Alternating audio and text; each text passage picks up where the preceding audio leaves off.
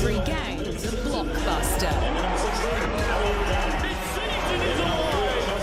E for exciting, entertaining, energy, and epic. Tauihi Basketball, rated E.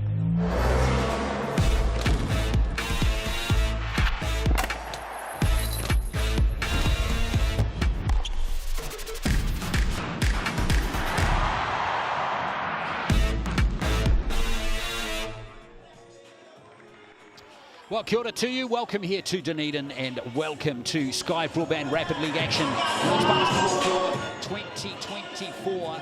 And it's great that you can be along for this game between the two South Island teams, the Southern Hoihoi, who are hosting the Mainland Pouākai from Christchurch. So thank you for joining us. This is Rapid League. It's cut and thrust, 4-minute quarters. So not a lot of time for the action to proceed. And here is Casey Frank. Nice to have you along, Casey. Always a pleasure, Glenn. Happy to be here calling this game of Rapid League action between the Southern Hoihoi team, who was vastly improved over their form a season ago. As we can see at the Sky Broadband Rapid ladder, the Hoihoi on top of everybody, 2-0 with 2 road wins last week. This is their first trip home and taking on the Mainland Pouākai, coming off a loss to the Tauranga Phi last week in their road opener. Yeah, Mainland Pouākai only scored 14 points in that game too, as the Phi took them to the cleaners 31-14. So it's going to be interesting to see how their young players respond to this, Casey, because they've got to get a response here. Yeah, they need to find just a better level of execution, some connectedness on defense. 14 points, obviously not good enough. Defensively, 31, not bad. They can get in that range, but look to see if this team can get a little bit more connected in today's action to improve on last week's result. Here is their starting 5: Morrison, Manumialunga, Tuilave, Strawbridge and Robati. Lotta's going to hang on her number 11. She's the key player here, Sian Robati, 24 years of age, and she is a 3x3 New Zealand rep, played for New Zealand earlier on in the year too, and Coach Paul Flynn is going to rely heavily on her. Yeah, it's a couple of players who do like to play inside, and Vitalia Tuilave and Robati. The rallies will look to try and take advantage on the interior, but this Hoihoi team, especially with Alia Dunn playing on the interior, has been very stout defensively. Yeah, Dunn, of course, the former Silver Fern, and Sammy Gallagher is there, Chelsea D'Angelo, also Tyler Mitchell, who's a good young prospect coming out of Waikato, and Millie Simpson, their starting 5 for Coach Todd Marshall. Head-to-head, Sakira Rabadi. We've already talked about Rabadi. D'Angelo, another Australian. What are you expecting from her? Oh, she's a bucket. She has a really nice ability to drive into the lane, draw defenders, score the basketball, or find her teammates. So look for her to really take on a lot of that scoring load, as will Rabadi on the other side. Tyler Mitchell, she's a shooter. There's 9 points per game, all coming from beyond the arc. Sean Rabadi does her damage on the interior, and then you see D'Angelo, as we get the tip-off going. She does it from the rebounds as well. Yeah, Regan Ashley, Leo Shaw, Dylan Mead, the referees, as we see the Pouākai in the white strip, and straight away, Rabadi can't nail that basket, and here come the Hoihoi. And again, they're going to turn it over with Tyler Mitchell not able to get onto that pass. Well, a good start defensively for both squads. And I'll see if either team can't crack the code that is being put in front of them. Manumialunga brings it forward. Nice drive to the hoop, and there's the first basket of the game. Very nicely done by Strawbridge. A nice solid drive, being able to get in around the initial defender and then finishing with a little bit of contact on the rim as well. So here is Dunn. Wearing 16 in this game. Nice work there from Dunn, and she's going to go to the Chemist Warehouse line for a 3-point play. Well, right into the interior of that defense. Excellent post position, getting that deep catch, finishing strong afterwards. And Dunn has that size on Tuilave right now. Looked like a couple of defenders might need to go down there. 3-point play, not executed, but she gets her own rebound. Poorly done by the Pouākai. Got to block out the shooter.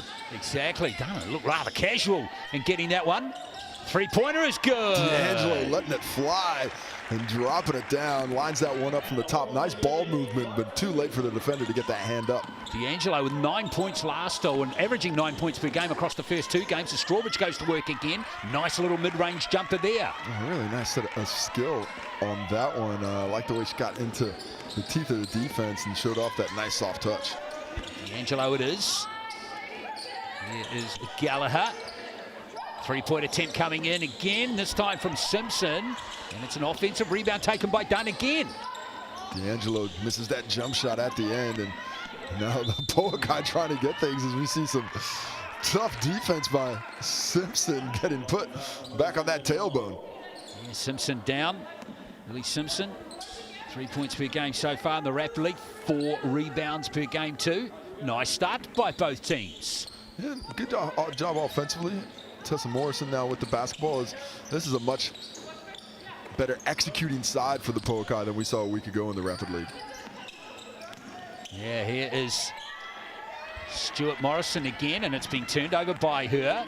And here comes the Hoihoi once again through Simpson. Good help side defense there. Really had a lot of feet in the paint, making that driving lane pretty tough to get into. Simpson gets it back from Dunn again. Marked by Morrison. Nice pass into Dunn. Shot clock down to 4 seconds. Someone's got to get the ball up and they turn it over. And turn it back. Man.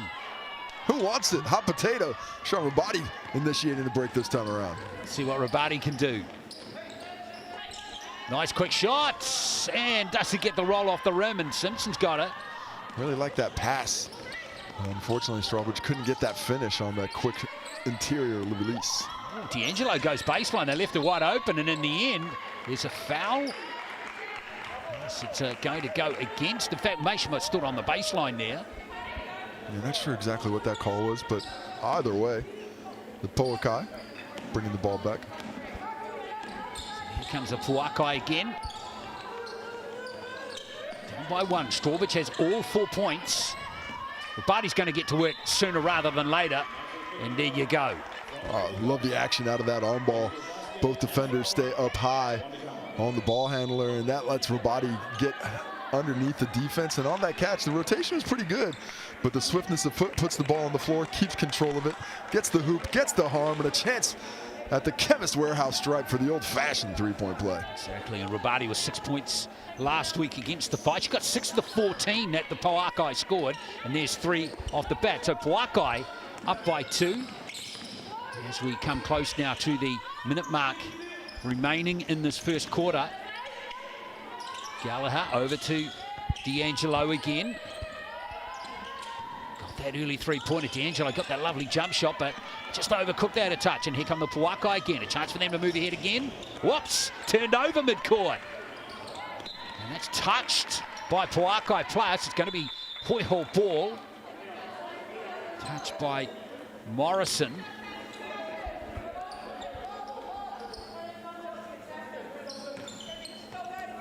Important here for the Hoihoi to stay in touch. They're only down by 2 at the moment, but it's been a good competitive start, hasn't it? Getting some subs in and out, and yeah, very competitive between these two teams. The 2-0 Hoihoi trying to continue that record. Mitchell getting a screen there from Harris. Mitchell puts up the 3. Oh, rattles it in 2. And that's what she does. She's got range from out there. Able to find that range with ease before it hits every bit of the rim and drops. Nice basket, gives a Hoihoi a 1-point lead. And now the Pouākai get an offensive rebound, and there's the block on Strawbridge. Nice work there by the Hoihoi, and here comes D'Angelo. Fast break opportunity, a lot of defenders in the backcourt. Nice play from D'Angelo, frees up that little baseline jumper for Tyler Harris. Mitchell. Yeah. It might have been Harris actually, 10-7. You can see what D'Angelo difference she makes to this team. Here goes the last shot of the first quarter, so 10-7, competitive start to the Sky Broadband Rapid League. It's the Hoihoi up by 3. Hoihoi really closed that quarter out well after an excellent start for the Pouākai. Started to find a little bit of success in transition as we take a look at the Chemist Warehouse stats. Statistics being brought to you all season long by the Chemist Warehouse team. And shooting not too bad for either squad after 4 minutes of that one. The Hoihoi up there, leading scorers for the Hoihoi, Tyler Mitchell, Chelsea Delangelo, 3 points apiece. Strawbridge leading the way with 4, and Sean Rabati, the only other scorer for the Pouākai. The rebounds leaning towards the Hoihoi right now. A big advantage, 6 rebounds to 2 in total. Team effort led by Alia Dunn. On to the assist, just 1 assist in the ball game, and that's for the Hoihoi. Sorry, 2 assists. Millie Simpson, Alia Dunn both get in that action. Leaving not a lot of activity in the steals. Neither team had any steals in that first quarter, but the one block from Millie Simpson as well. So a little bit defensively. Shooting percentage is good for the Hoihoi in particular, near 60% in that opening quarter, up at about 57. And then the Pouākai a little bit lower, only 3 for 8 from the field. But the big difference from beyond the three-point arc, Glenn. Yeah. With the Hoihoi 2 for 3. And the Pouākai 0 for 2, and that is the difference in the ball game right now. Yeah, D'Angelo Mitchell getting those 3-pointers. There's the deal this week. Any large pizza, 25% off. A New York 25. Scan the QR code. Valid until Thursday. Oh, I love the 25% off any large pizza because I go with the most expensive one. Exactly. I want the biggest discount I can get. I'm afraid to ask, what is the most expensive one? Pretty sure it's that buffalo chicken. Yeah, man. Who doesn't like buffalo chicken? Anybody who doesn't like the spice, but that's not me. Exactly, man. Well, speaking of spice, back to this game as we're seeing some spicy action on the drive. Mitchell up top by herself. And here comes Abby Harris again. Got that 2-pointer near the end and just short with that one. Tipped back into her hands, though, and there's a foul. So nice gutsy play again by the Hoihoi at the offensive end. And the offensive rebound starting to become a factor for the Hoihoi. And their ability to attack the offensive glass, creating good shots, but sticking with the play when the ball doesn't go through, giving themselves another opportunity. It's D'Angelo again. Doing an excellent job. Good ball handler too, isn't she? Now Dunn going to work against Rabati. Dunn getting in a bit of a sticky situation there. She's been called for steps. Yeah, I've just noticed that hasn't been super aggressive with the ball in hand these last couple of weeks. These third game now, she's much more comfortable as a facilitator. When she's forced to try and score the ball, that's been a couple of occasions when she's gotten herself into trouble. There's a Pouākai. 3-point attempt is astray. Dunn can't get the rebound. Here's Sean Rabati. She didn't go for the putback. Somehow got the ball back, Rabati. And there's 2 more. She has 5 in the game. Filling it up and keeping the Pouākai within touch distance, down a single point now, but have to find a way to do it defensively without the kicked balls. Another sub being made by the Hoihoi. And out comes Dunn for a breather. Here comes Elise Gilbert and Sammy Gallagher back in there. Cool to see Sammy Gallagher still playing, 32 years of age now. Just love the way she goes about her business. She's tough. Real joy for the game as well. Just enjoys being out there. Of course, almost had that game taken away from her, so every day is a privilege when you get back on court. There's a big block there by Sean Rabati down low. There's a lovely little lob pass. Let's see what the Pouākai can do with Timms. And there goes the 3-point attempt. It's good. Rabati does it inside, does it outside, showing the deft touch from beyond the arc. And the Pouākai hit the lead by 2. Oh, Rabati's got 8 points, and they're all in a row. 2 KC. Filling them up. Don't give the ball to anybody else. Just keep filling her. Oh, let's see what she can do. She's doing it at both ends. A lovely rebound there by Rabati. That's rebound number 3. Swing that ball. You got to get it back in the hands of Sean Rabati. She is hot. She is over on the far right-hand side of the court. And that was a low percentage shot from Manamu Leonga. But it has been... A foul has been called on her, so she'll go to the line to shoot a couple. Yeah, I really like what I saw there from Tara Manamulianga. Aggressive on the drive. Putting her head down off that spin move. Had to look like she was going to get the floater action. But then the contact dissuades the miss, dissuades the make, and allows her to go to the Chemist Warehouse for 2. Just graduated from Texas Christian. So cool to have her back in New Zealand. Originally from Queensland. Well, it's really been interesting how many Kiwi basketballers we've been unearthing on that other side of the ditch. Exactly right. There's a ton of them. A wealth of talent that is being opened back up to our eyes over here. And the league is certainly the better for it. Exactly. Grab as many as we can. Gallagher with her hands on the ball. A little bit on her lonesome over there, Sammy Gallagher, partially blocked there. And here comes the Pouākai. Good defense from them at the moment. Now Rabati. Oh, lets it fly. Wasn't far away either, was she? A lovely offensive rebound, and the basket doesn't go back in, though. Oh, so disappointed with herself on that miss. Tried to line it up. Yeah, Maddie Timms had the easy shot there, but then unbelievably couldn't get the make. Here's Gilbert. Done back out there after a short breather. Now Gallagher again. Going baseline, creating some space for it. That's classic Sammy Gallagher. Confidence in that shot. That last one she let loose, got it blocked. It ended up being an air ball. Second time down, no hesitation, still lets it fly. There's a turnover. And that rocket pass to Timms was unable to handle it from Manu Maluega. Take another look at Samara Gallagher. Little step back action, creating the space from about 19 for the long two. It was lovely to watch, wasn't it? Tickles the twine and we're all tied up. Love it. Well, that almost looked like a violation there. It looked like might have been a step on the baseline by Gilbert. Yeah, she got away with it. Here's Gallagher again. She kind of did that same move on her. This time forced to drive in. Gallagher. 3-point play. The experience of Sammy Gallagher there.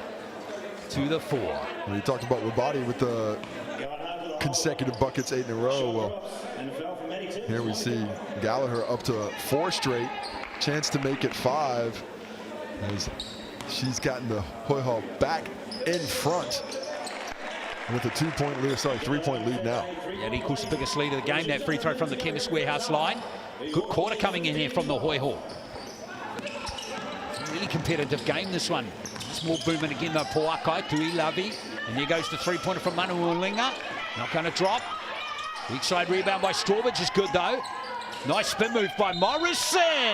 Timo showing the deftness of foot on the spin, takes the contact, the hoop, the harm, a chance for the old-fashioned 3-point play at the Chemist Warehouse stripe now. And I really like this Pouākai offense when they play with some speed and some determination. When they get slowed down and they're not moving, they look pretty static and they're really struggling to crack the defensive code. But if we get a little bit of activity, cutters coming through, they are much better and look much more equipped to handle what the defense is coming at them. Worth mentioning too, Casey, that the Pouākai have now outscored themselves from last week and we're not even at half-time.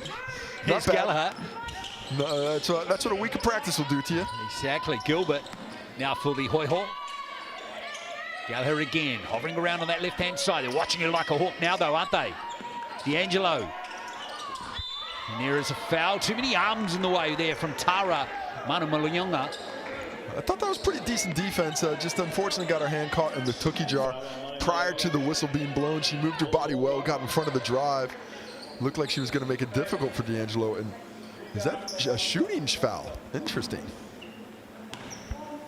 Yeah. Don't know how that happened. Here's D'Angelo at the line. She's got player. She has 4 points now. D'Angelo in the 2 games last week, 9 points per game, 6 rebounds. Key player. Just a really clever scorer. Has a nice handle, the ability to penetrate, and mixes that with a jump shot as she gets away with a little bit of contact there. Here's Morrison. Up the pace. Well, just 6 seconds left on the clock. Got to get a shot up. Manu Maluega. Here's Morrison, gets it away just in time, just a touch short. Hard luck there for Morrison. So, half-time here in the Sky Broadband Rapid League games. The Hoihoi up by 1, 16-15. Yeah, we see the Pouākai just wait a little bit too long there before they started initiating their action. That left Tessa Morrison really rushed to get off that last shot, but they've worked their way back into this ball game. The Hoihoi doing a nice job of coming back in front, taking that lead. And both teams looking pretty comfortable out there offensively. I think defensively we could see a lift in intensity on either side and possibly see some traps. But right now I think what's really doing well for the Hoihoi, they're controlling the glass and executing on the other side. As we take a look at the stats for the first half, brought to us by the Chemist Warehouse, your stats partner for the GJ Gardner Homes Tauihi. Starting off with the leading scorer, Sean Rabati leading everybody with 8 points there. Samara Gallagher just behind her on 5, but a lot of backup from the Hoihoi. The ball going through a lot of hands, but just 3 players in total scoring for the Pouākai. On to the rebounds, and the Pouākai have worked their way back into it. Just a 10-9 advantage, and has a lot to do with Rabati and Manu Maluega on the glass. 3 rebounds apiece for them. Dunn and Simpson leading the way for the Hoihoi. On to the assists. A lot of one-on-one basketball out there. 3 assists in total. See if that doesn't work. Pick up a little bit in the second half. I'm surprised D'Angelo doesn't have an assist yet. I mean, she's a gunner. Come on now. Well, she's looking to score out there. No steals yet. And actually, not a lot of turnovers either. With the no steals, just 4 turnovers in total for the Hoihoi. A couple of those were late. As we see the Pouākai talking through their halftime chat with the Tauihi players there to support. Josh Thompson was head coach last year for the Pouākai. Has moved back to the assistant role this year as Paul Flynn has come over across the ditch to take over the lead reins. But this year it is a rule that assistant coaches have to coach. Yeah, it's great. I think it's fantastic. I mean, it's a you know, if you're going to restrict the number of or the types of players that you have in the Rapid League, which is a good thing, then why not give the assistant coaches a chance? Yeah, it's you know, it's a developmental league and it's a chance to develop anywhere. And if you're looking to develop any of your information, you might need some fiber. That fiber starter, $27.50 a month from Sky Broadband. Make sure you line up for that one. Yeah, who's not on fiber these days, eh? Nobody who wants to do anything productive. Exactly right. Here is Mainland Pouākai. We've got period number 3 now underway here in Dunedin. Hope you're enjoying the coverage of the Sky Broadband Rapid League game. Morrison looking to get it into Rabati. Step back three-pointer. Wasn't far away again. Taken by the Hoihoi. Hoihoi picked up the pace. You can see him pushing the ball, but also defensively, a much more active effort moving around. Hands in passing lanes, forcing some difficult decisions for the Pouākai, who repaid the favor. Rabati leading the break after the steal. Pull pass that time from Gallagher. Here's Morrison. Tipped into the hands there. That was nicely done. And Tauihi Basketball can't get the basket. Done with the ball. And here comes D'Angelo again. The ball movement very good. Here's Mitchell for 3. Can't get it. Gets her own rebound. Oh, those long rebounds, those are tough to corral as Gallagher lets it fly and drops it down. The quick release tickles the twine as the Hoihoi take a 4-point lead. Yeah, this is the biggest lead they've had in the game too, Casey, now. Well, that hasn't lasted too long. Ooh, not for long, but coming up a little bit the worse for wear. This is Ashley Strawbridge up to 6 points now after that awkward finish. That was pretty until she landed. It was a very nicely weighted basket now. We've got a travel violation. It's Millie Simpson. A lot of switching out there for the Pouākai, but they're switching pretty aggressively, so not giving up a lot of space for those dribble attacks after the catch. Will they be able to even things up here? If I'm the Pouākai, I'm trying to find Sean Rabati again, maybe in the post. Well, maybe just go for the 3. Never mind. That's why I'm not coaching. That's why I'm over here talking. As Manu Malega hits the first triple of the game for her, up to 3 points now, and hits the lead as well. Nicely done by the Pouākai. Here's D'Angelo waiting the pass into Dunn. Dunn has smashed from behind that time. And Tauihi Basketball picks up the foul. Well, Dunn just takes advantage of a younger player there, understanding the positioning, and gets underneath her and forces her up so she's got the space to make that catch, and then a strong finish afterwards. Tauihi Basketball probably just needs to stay connected with a player that has the strength of Dunn on the low block there, as I believe that one missed as I'm chatting about it, but stay a little bit more connected, get to be physical with it, then maybe she won't get that catch so deep. But it turns out to be a good foul. 2 free throws missed. Exactly, and Dunn is 0 for 3 from the Chemist Warehouse stripe now in the game. And that'll play with your mind a little bit. You don't really want to go up and be aggressive offensively if you don't have a confidence in your ability to get those finishes from the stripe. Remember, the Hoihoi are 2-0 in the Sky Broadband Rapid League. Pouākai 0-1. Oh, Gallagher going to work. Hustling. Almost steals. That's good commitment. Just hustling all over the place there. A little bit late coming off the screen, but then really aggressive with the hands, knocking the ball out of Tessa Morrison's ability to hold on to. Now the Pouākai. Now to Tauihi Basketball. And now here's Morrison. Getting into a bit of traffic. Morrison with a long ranger. Just on the shot clock violation as well. Now Gallagher. Here's the ball. Here's Simpson going baseline. Double team. No foul. Oh, my. A lot of contact there for Rabati, but she was able to play physical defense without getting whistled for the foul. As we take another look at the break, swings it over to Simpson. Little head fake comes in.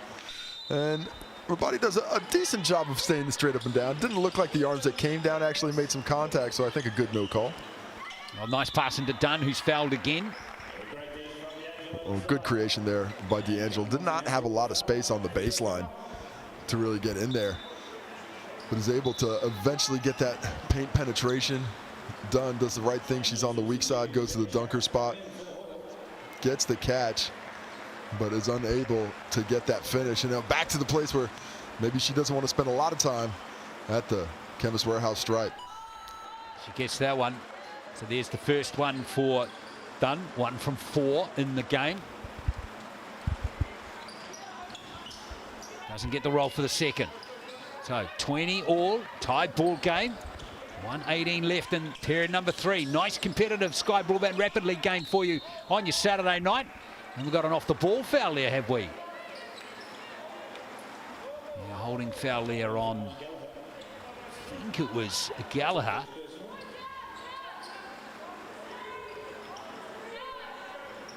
Pouākai have possession. Morrison to inbound it. Rabati hasn't scored since halftime. Morrison for 3. Ambitious shot. And it's fallen into the hands of the Hoihoi. Here comes D'Angelo. What a break. Yeah, lovely pass into Dunn. That was excellent. Dunn might get a second chance. She won't. Oh, good hustle there. Strawbridge able to take that one away. Oh, Dunn had a big chance there. Here's another three-point attempt coming in this time from the Hoihoi, from the Pouākai. That was Strawbridge. Elliot Dunn just drops a bow into the ribs of Tessa Morrison, who not the worst for wear, really. Might need some bruise cream tomorrow, maybe not. Here is D'Angelo from the free throw line. Oh, yeah, that's pretty. She's got a sweet shot. That's 6 points for her in the game now. Doesn't even think of touching the iron, but the Pouākai back in transition. Yeah, they're playing at a good pace, aren't they? Now wide open for a 3 this time, and bearing the 3 is Tefata. Yeah, Lauren Tefata able to get that catch and shoot on the break, and the Pouākai have not gone away. Hoihoi, last possession of the quarter here. See what they can do with it. Got to go quick, running out of time. Gallagher for 3. And we're going to the 4th with the Pouākai now up by 1 point. Outscoring the Hoihoi by 8-6 in that third quarter. It's been tight all the way in this one. Well, how about the Pouākai working their way back in? And they've done it with defense. This Hoihoi team was shooting over 50% at halftime, but it's dropped back down to 44% now, and just 41% from 2. Not where they were from the three-point line either. Down to 50% there, 3 for 6.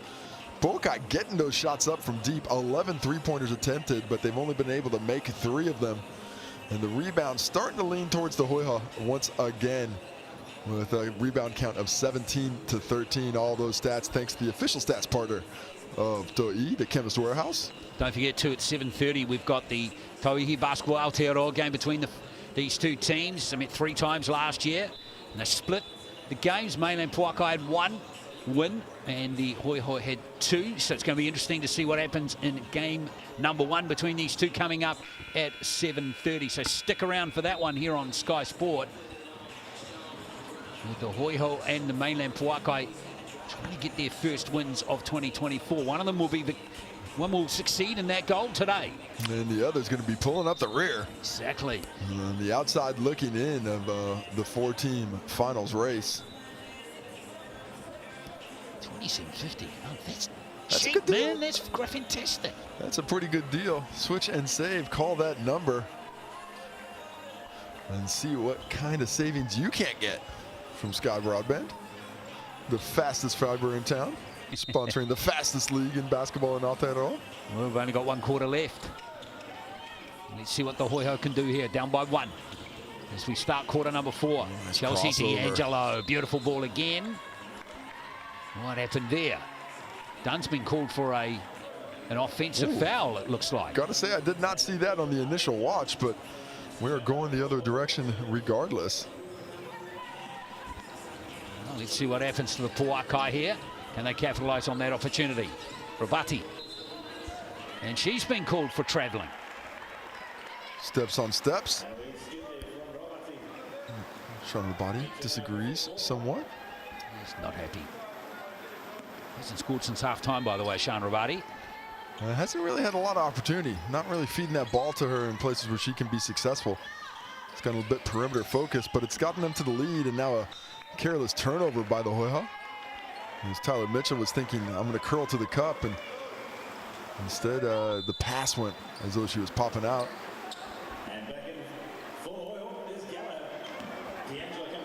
Now here's Ravati. Now Manu Mialonga. Ravati again.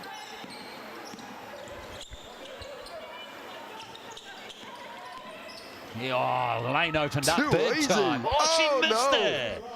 Can you believe that? Manu unable to get that finish. The seas parted, but perhaps a little bit too widely. She went swimming when she sort of stayed on dry land. That's a travel there. And Gallagher, a few players have been called for steps in this game now. Yeah, just everybody shuffling. Left, right, and center. Well, just 3 minutes left to play in this one. I wonder when these teams are going to toss in those BNZ player timeouts. Yeah, we haven't had any, have we, in the first half? We might get one down the end stretch here, particularly if it's tight. It feels like it's going to stay tight this game all the way to the finish. Still plenty of time on the shot clock here as the shot goes up. Manu Mialonga buries her second three. Confident. Confidence is high with that stroke. Simpson, hand down, man down.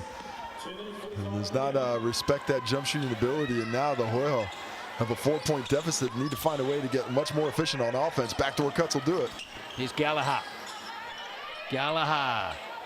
Good finish. No. Showed a lot of patience there, but solid defense. Made it a difficult finish. Nice hands there from Timms. Here's a three-pointer going in again. Back-to-back threes for the Pouākai, and suddenly it's a 7-point ball game.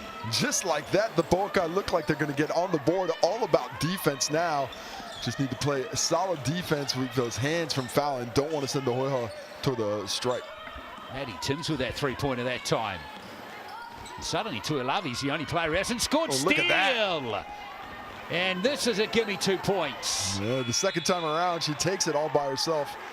Is that a timeout? Is that a player timeout called?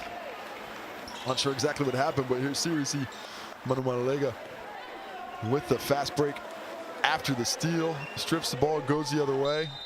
No timeout called, just some subs. Oh, what a run here. This is a 9-0 scoring run now, Casey. Yeah, just looking a little bit out of reach, and will be completely out of reach if the Hoihoi can't find a bucket here. Another one goes straight for the Hoihoi.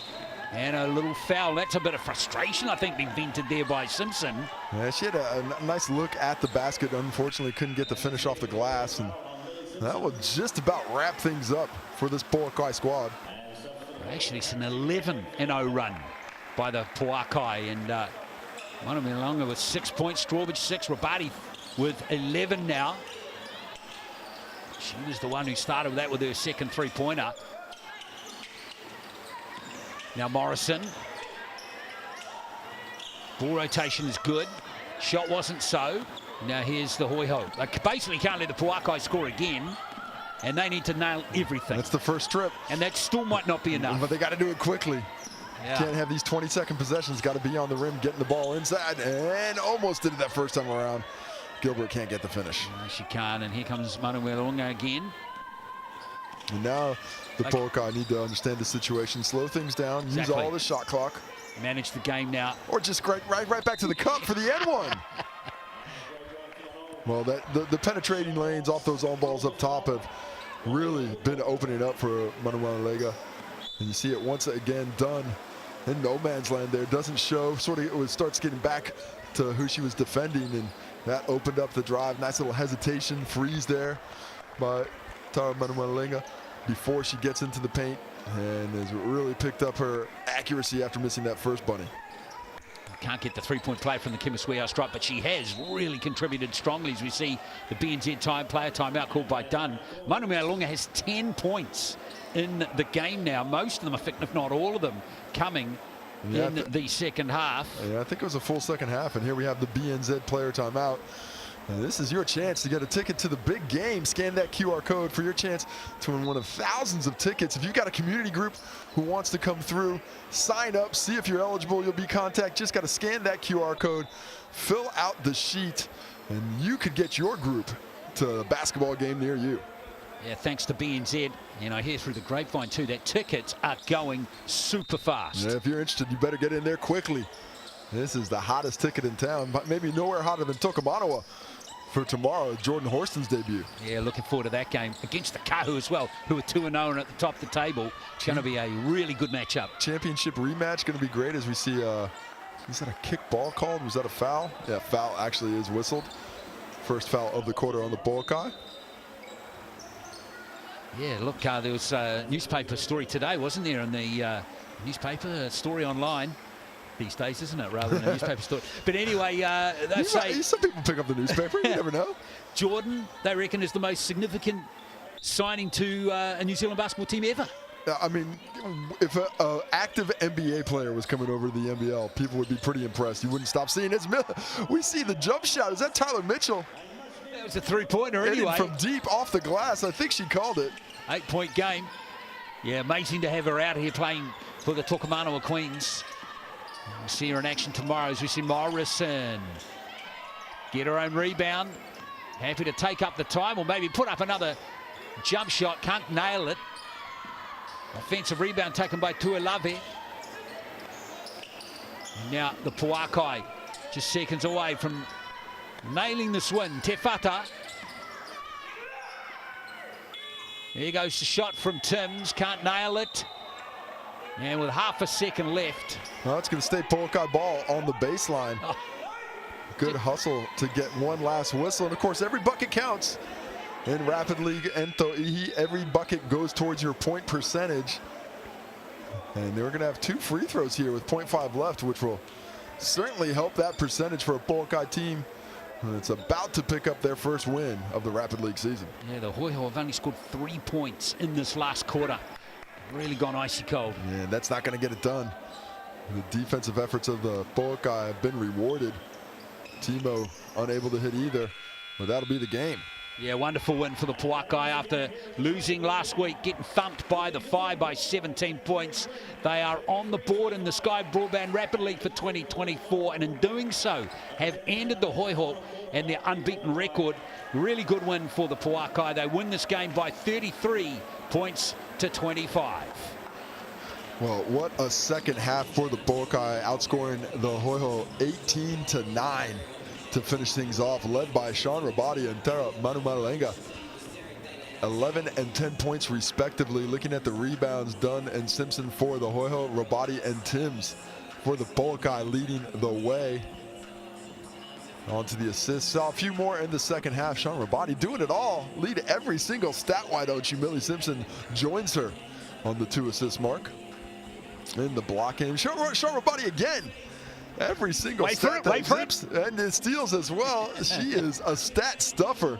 5 by 5. Everything that she was touching was coming up trumps. Well, I think we're going to accuse her of being greedy tonight. That ain't greed. That is just smarts. There you go. You played that well. Good win for the Pouākai. Well done to them too. 33-25.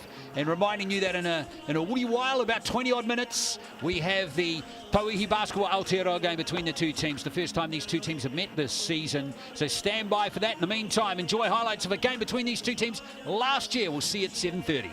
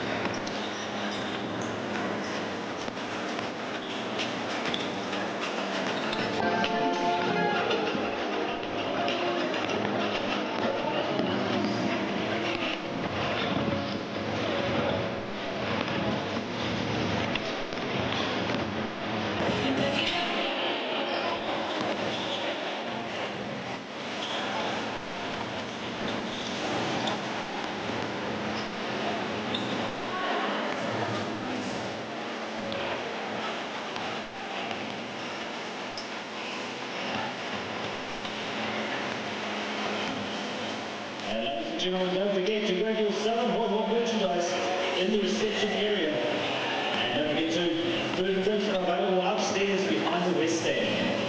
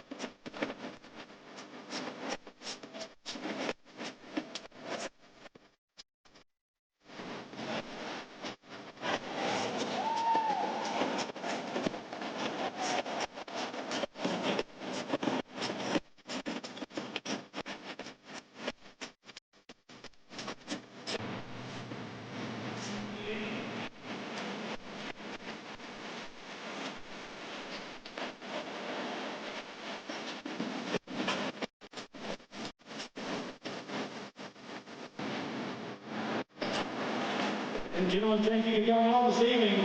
The Southern Hoihoi would like to welcome you to this DJ Gardner home Tauihi Basketball game here in the Hoihoi Arena between the Southern Hoihoi and the ITM Mainland Pouākai. Once again, don't forget to grab the Southern Hoihoi merchandise in the reception area at the entrance. Food and drinks also available upstairs behind the west stand.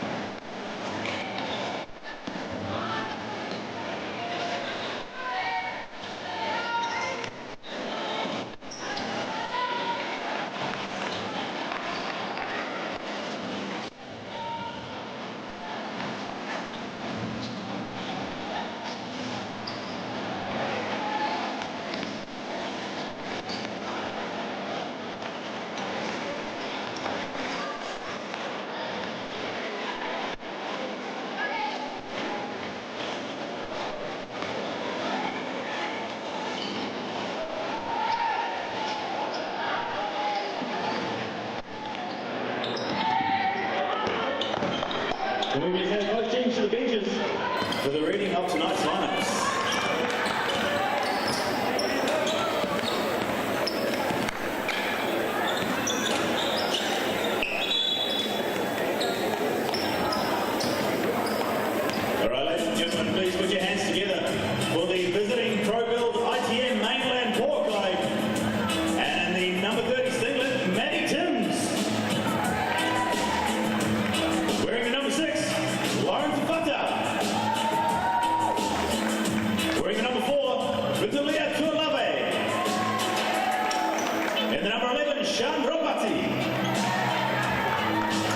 Number 10, Ashley Strawbridge.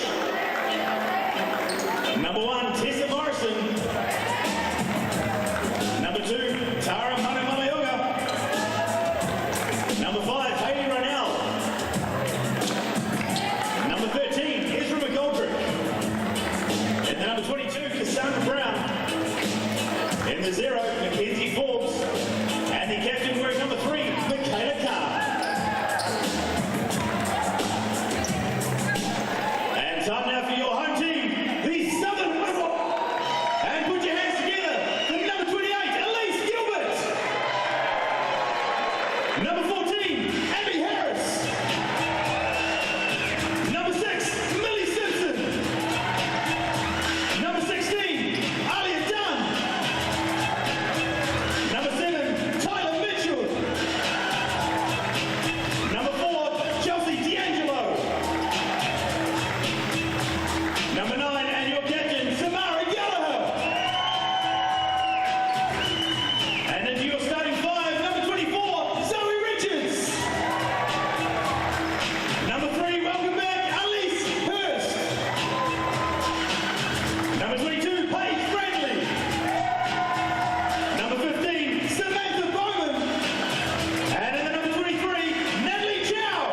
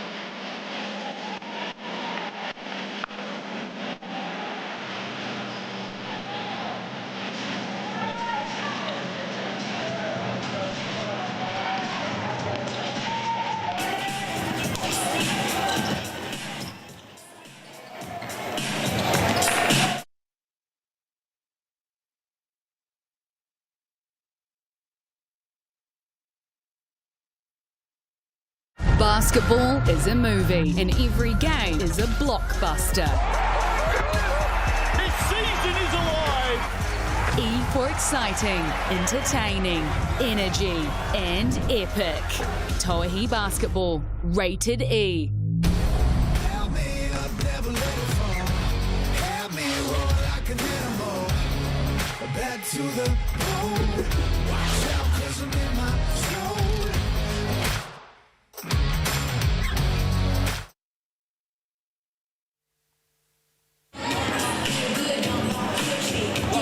Welcome to Dunedin. It's so lovely you can be along with us this evening for your Saturday night hoops fix here from the Edgar Centre.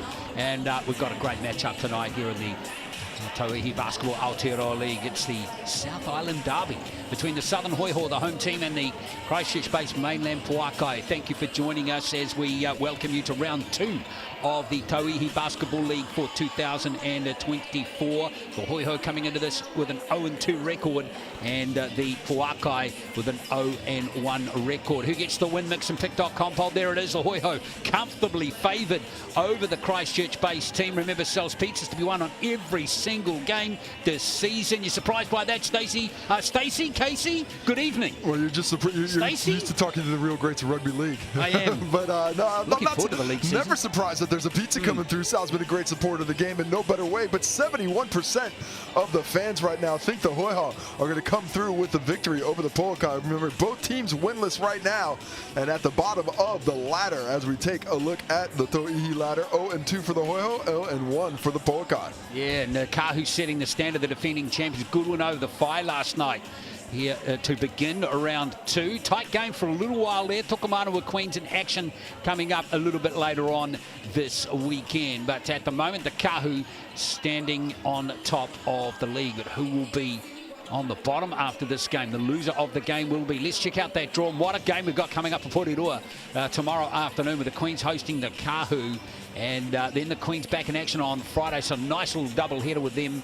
And then next Saturday, we're back in Christchurch for the first time this season. They host the Kahu. That game tomorrow, Casey, is going to be awesome. I can't wait. You know, it's fantastic always when you get a championship rematch, and this is certainly the championship rematch, not over the last year, but of the first 2 seasons. The Queens have reloaded, but the Kahu, they are coming correct as well. Smart win last night against the Whai. Lots of basketball IQ in their team, a clever team, and they are going to get the job done, I'm sure, again this season. Here is the starting 5 for the Pouākai. No changes to last week. So we have Mackenzie Forbes, we have Michaela Cann, Hayley Reynolds, and we have Esma Goldrick, the Kiwi, Cassandra Bound, the coach, Paul Flynn.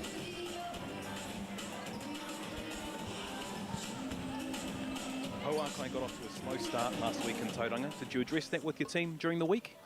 I actually thought we were pretty good off the tip. Obviously, after the first 5 minutes, we went through a bit of a lapse, and it's definitely something that we addressed immediately post-game and across the week at practice. You know, bigger focus on what we do on the defensive side of the ball, and I think we should be able to compete for 40 minutes. Both teams are at full strength. What do you need to get right tonight to get the big dub tonight? Well, yeah, I think, look, it's the defensive side of the ball for sure. I mean, 80 points will win a lot of games in this league. Giving up 98 isn't. So if we can stem, you know, the scoring power of the Hoihoi, then I think we're in with a good chance. Kia kaha, go well. Thank you very much. Yeah, great to have Paul Flynn over here. He's come over from Victoria, first time coaching the Pouākai this season. Let's have a look at the Hoihoi, who are trying to turn around that form that they have started the season with. Elise Hurst is there, Samantha Bowman, Paige Bradley, very good player, Natalie Cho, Zoe Richards, the Kiwi. That's the starting 5 for the Hoihoi. Here's their coach, Todd Marshall. A tough opening round on the road last week. What do you take away from the trip? What have you learned about your team? We had some work-ons from that. Our defence on ball screens, and that wasn't really where it needed to be, put us under a lot of pressure. Learned that we did create some good opportunities, and let's just hoping after another week's training, first 2 games under our belt, we're a bit better prepared for game pace. And a big game tonight with both teams looking for their first win. What will be the key to getting that win? It's going to be that defensive end of the floor. We've got to make sure Pouākai don't get too many easy open looks. We've got to take those away. They've got to work hard for everything. Hand up, keep them off the boards. They've got a lot of length and athleticism, so we've got to make sure we're communicating and getting back on D and putting pressure on the ball. Cheers, Coach. Good luck. Thank you. Todd Marshall, of course, a former Otago Nuggets player, second season coaching this team, former Otago Gold Rush coach as well. And it's going to be a fascinating matchup. There's some talent on that Pouākai team. They didn't deliver, didn't really connect as a team in round 1, Casey. No, and I think they got a little bit taken advantage of by the lack of size. Shouldn't be a problem against the Hoihoi tonight, who are similarly sized teams as we take a look at the head-to-head. First off with the point guard clash. Paige Bradley coming off a 26-point game against the Kahu last round. Michaela Khan just was not able to find the offense. Only 6 points in the opener. Needs to find a higher level of offensive production. Looking at the X factors, Elise Hurst, when she's on, she is a fireball. When she misses, though, she doesn't have the eye in. It can be a tough night for the Hoihoi, who don't have a ton of other shooting out on the perimeter. Mackenzie Forbes, the X factor for the Pouākai with her all-around game. You're looking at the field goal percentages.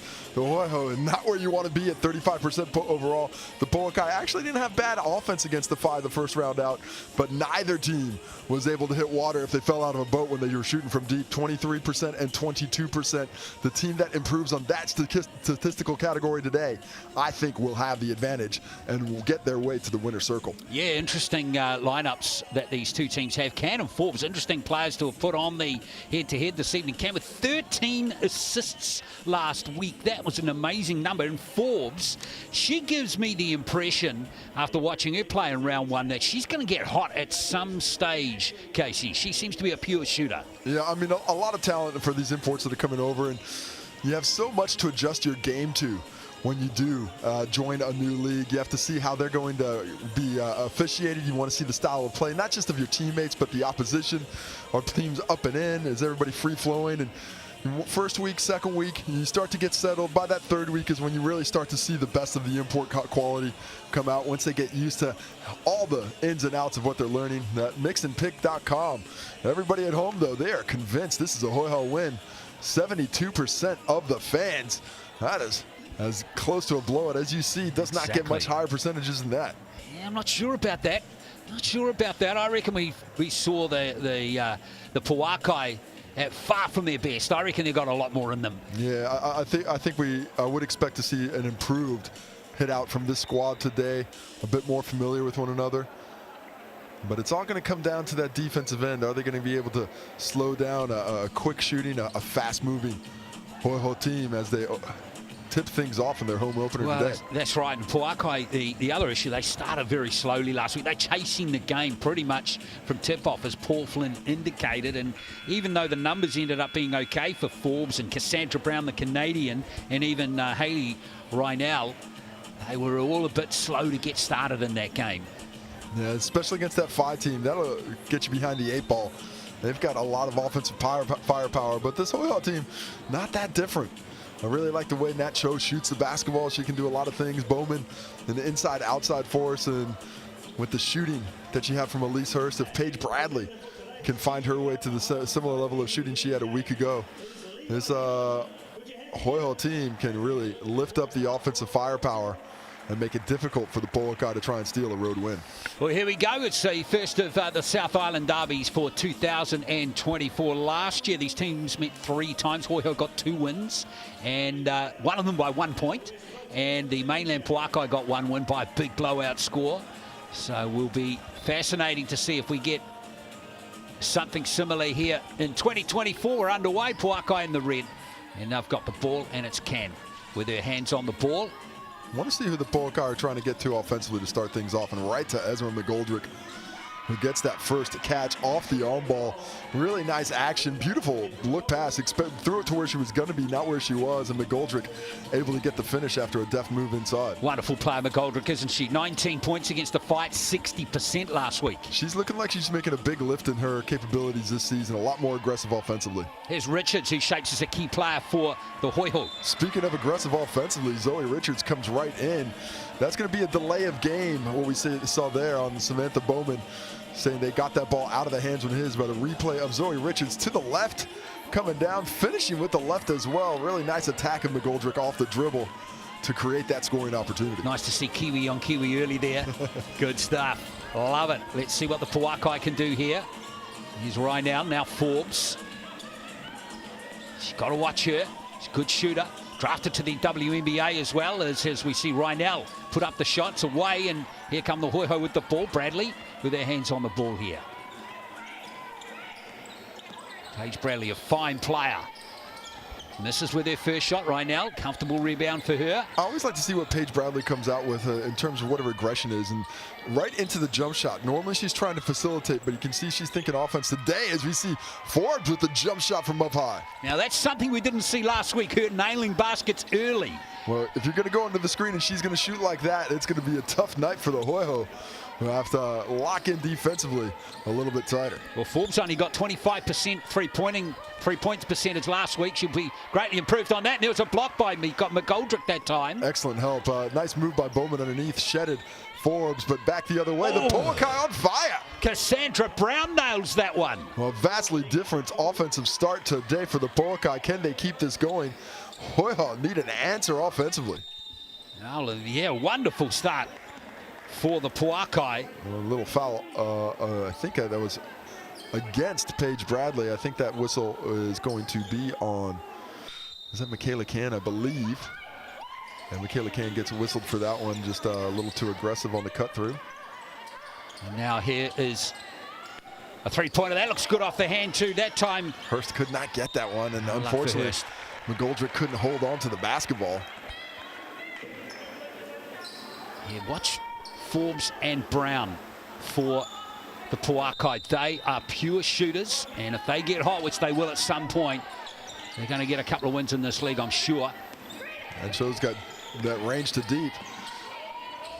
Yeah, Cho doesn't take the shot now. Who's good on the sideline? Hard luck there for Samantha Bowman. It's Elise Hurst who gets the cash and gets a hit with the whistle.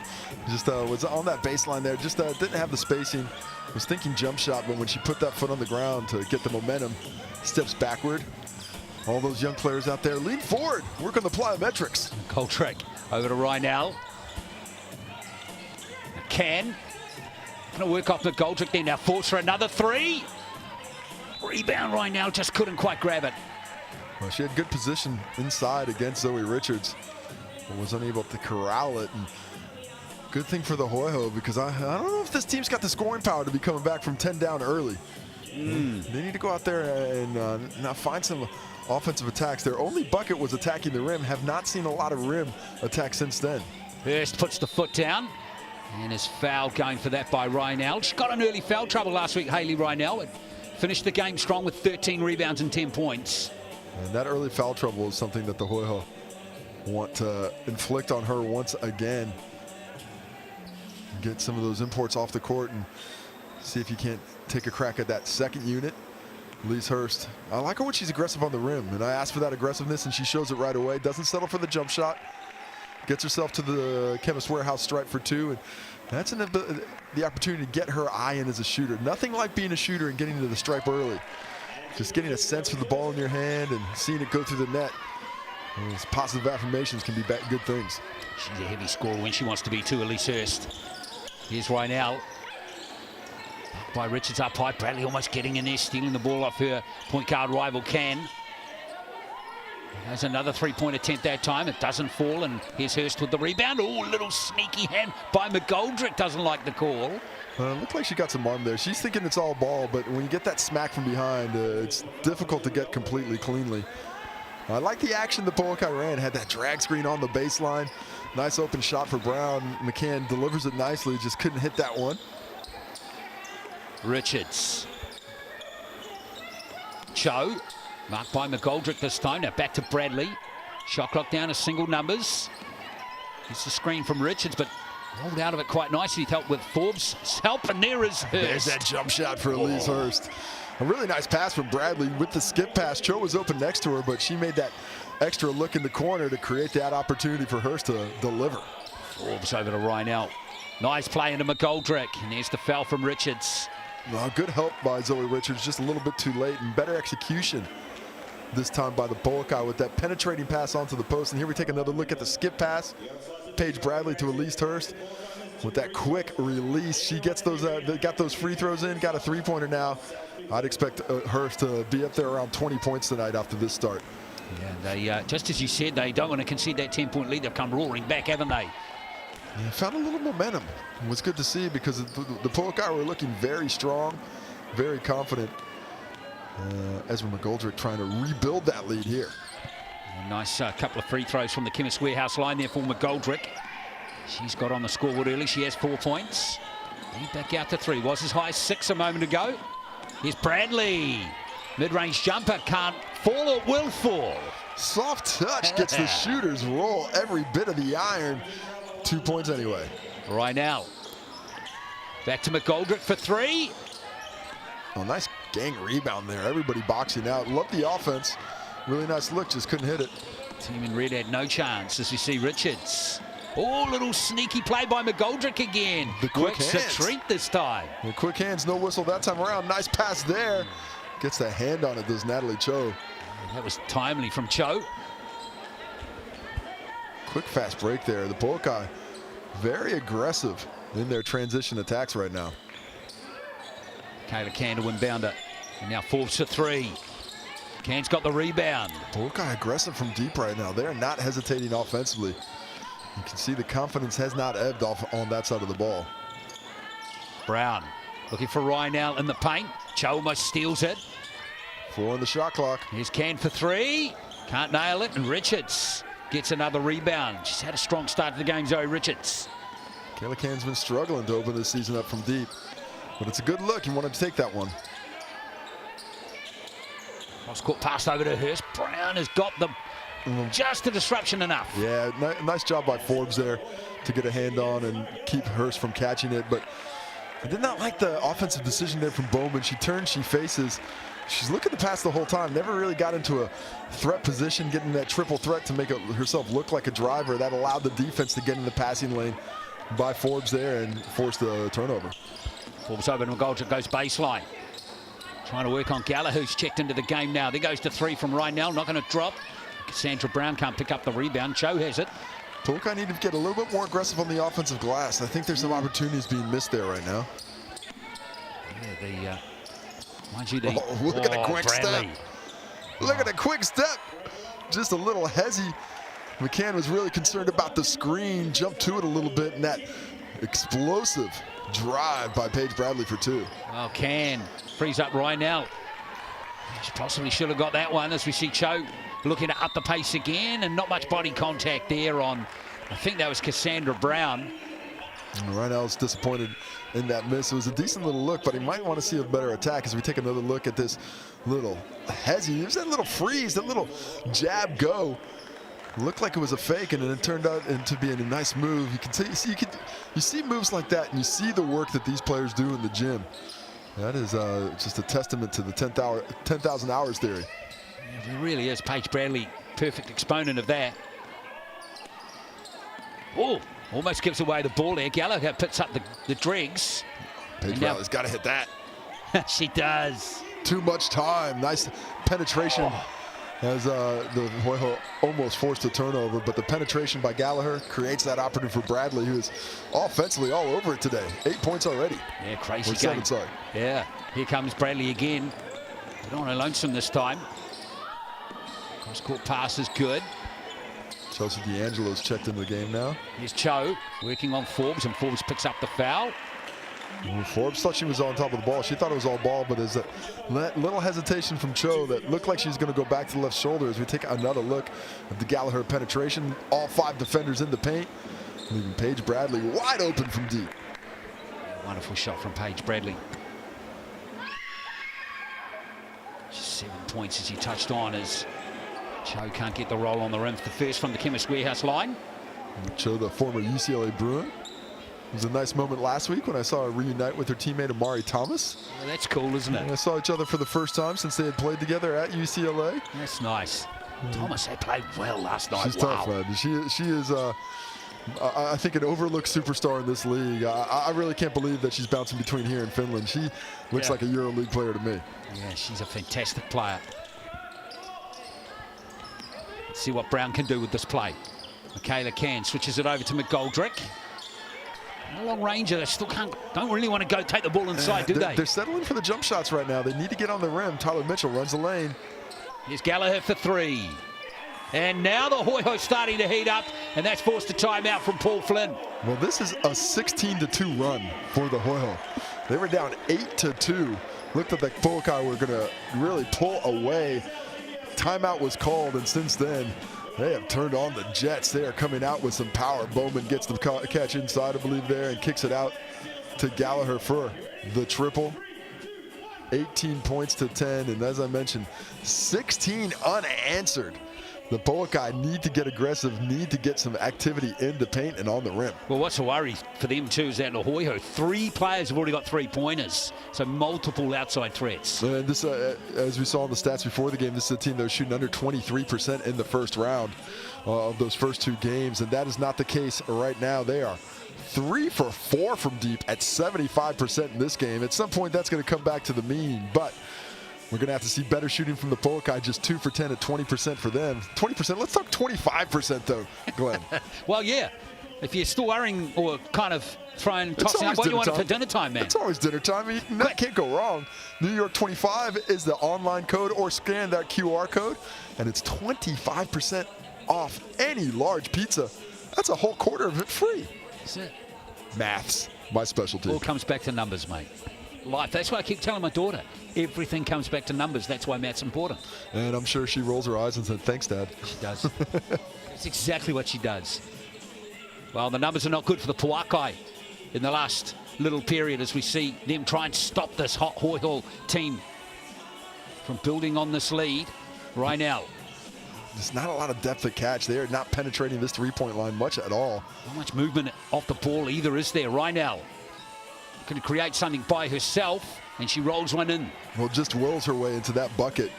And no real movement, didn't have any activity on the weak side, so that was just one player beating the defender one-on-one. Nice shot by Reinhold to get the finish. And that's her first 2 points of the game. See what Bowman can do here. Run around from Bradley. Shot clock down to 7 as Gallagher fakes at the three-point line. Lovely little move from her again. Gallagher. Shot clock down to 1 second. Got to get up. Cho. Oh, that's a killer. They are on fire from deep. Nat Cho loves a buzzer beater. Did not look like she had the time to get the shot off, but mistaken I was as she drains it. Fourth Hoihoi player to score a three-pointer in the first 8 minutes of the game. It's impressive, and 4 for 5 from deep. As we saw a nice backdoor cut there, but the execution was off. Couldn't get that ball in hands receptive properly, so going the other way. And the Pouākai, just no answers right now. 19-4 the run currently is. Well, they've just got to believe that the Hoihoi are going to get a little colder at the three-point line, surely. Keep hope alive. And that is not going to happen for Chelsea D'Angelo on that drive. D'Angelo, number 4, yeah. And here's Can looking to up the pace. Here's from McGoldrick. And there's Reinell from the free throw line. That was a good basket. Penetrating the defense, though. You get feet in the paint with the ball. Defense collapses. Suddenly, Reinhold has a much easier mid-range jump shot to complete the possession. It's Gallagher trying to work off Cho, not to be, as you see McGoldrick get another hand on the ball there. The spacing for the Hoihoi really wide. You've got those 3 players on one side, forcing the Pouākai defense to have a lot of ground to cover. As we take a look at this little drive by Ezra McGoldrick, Reinhold goes to the dots, gets the catch, gets the finish, trying to stop this run. D'Angelo, about 90 seconds to play. That's come off the foot there of McGoldrick, but still going to be Southern Hoihoi ball. No reset on that one. They're keeping it at 7 seconds, so not going to get any extra time resetting to 14. So that place wasn't deliberate. So that was the ruling there. And Bowman getting into a little bit of trouble. Lovely pass to Richards. Oh, love the patience. Knew exactly how much time she had, but Zoe Richards doesn't leave her on an island. She makes herself available. Bowman makes the unselfish play, and it's a bucket for the Hoihoi. 4 points for Zoe Richards now. Here's Can. Oh, she's in trouble. Bowman. Lost the ball, and she has. Picked up by D'Angelo. Yeah, Bowman with the hands all over that one, and she gets rewarded running the break. Pass from D'Angelo. Cross court it goes. Ball movement outstanding. Can Hurst finish it? Just beautiful ball movement. I love the unselfishness. They are just binging this Pouākai defense around like a pinball on the pinball machine right now. It is bouncing every which way. The offense is completely determining the action. Goldrick does well to gather that in, but she's got Zoe Richards in her way. Now Forbes in trouble on the sideline, but a foul. In fact, she stood on the line. Nice drive there. Bowman gets the catch, kicks it out to Cho, and the skip pass here to Elise Hurst hits her second triple of the game. Never looks like missing. As another timeout here for the Pouākai. They are desperate for answers as the Southern Hoihoi have completely dominated since that first time out about 6 minutes ago. 69% they're shooting from the field, 83% from three-point line. They've only missed one. Casey Frank, 5 from 6 from three-point range. That is hot. And this is a team that, as mentioned, 22% coming into the round. So there's a pretty decent chance that average is going to come back to the mean. But you got to make it happen. You can't hope for it to happen. It's got to be defense. You got to be rotating a little bit faster. Has to be pressure on these ball handlers as they're making these passes, because these passes right now are coming right into the shooting pocket. No defenders in that no-fly zone. They're coming in, so they're not concerned about the defenders that are coming at them late. And going to have to find a way to do a better job defensively, keeping that ball on the side and taking away this. Looks like this team's together. They're talking to each other. They're talking about what needs to be done, but now they have to execute it. And somehow, after this first quarter, the Hoihoi percentages have gone down on the home boy. Love it. There's some fans from Christchurch watching, Casey. That's the thing. And they are passionate. Maybe they got those votes in early when it was 8-2. Exactly. It felt like it was going to go that way, but right now it's looking like a Pouākai team that needs to find a few more answers to this test. Angelo remains out on court here. And there's some off-the-ball action. Here's the action from Rynell. She's the player who's been pinged. Picks up her second foul.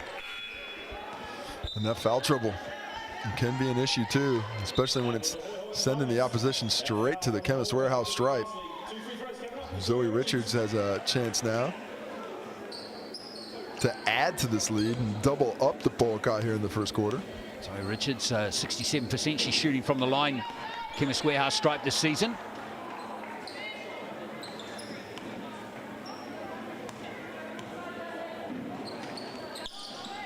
This is both on that occasion, and the Pouākai make a mess of it. Look at the hustle by the Hoihoi. Everything is going right for them right now. It's again from D'Angelo, now Bowman. Richards, marked by Rabati. Here's Cho. Cho with the fadeaway. That's pretty. That's pretty. Attacks the rim, gets to that right shoulder fade to the side, and now the defense to make scoring difficult going the other way. McGoldrick has lost the got ball. the steal. Get it up. Not going to get it up in time as Bowman won't count, but a very good quarter by the Hoihoi. They have completely outplayed the Pouākai on the back of some outstanding perimeter shooting. 28-14 after quarter number 1.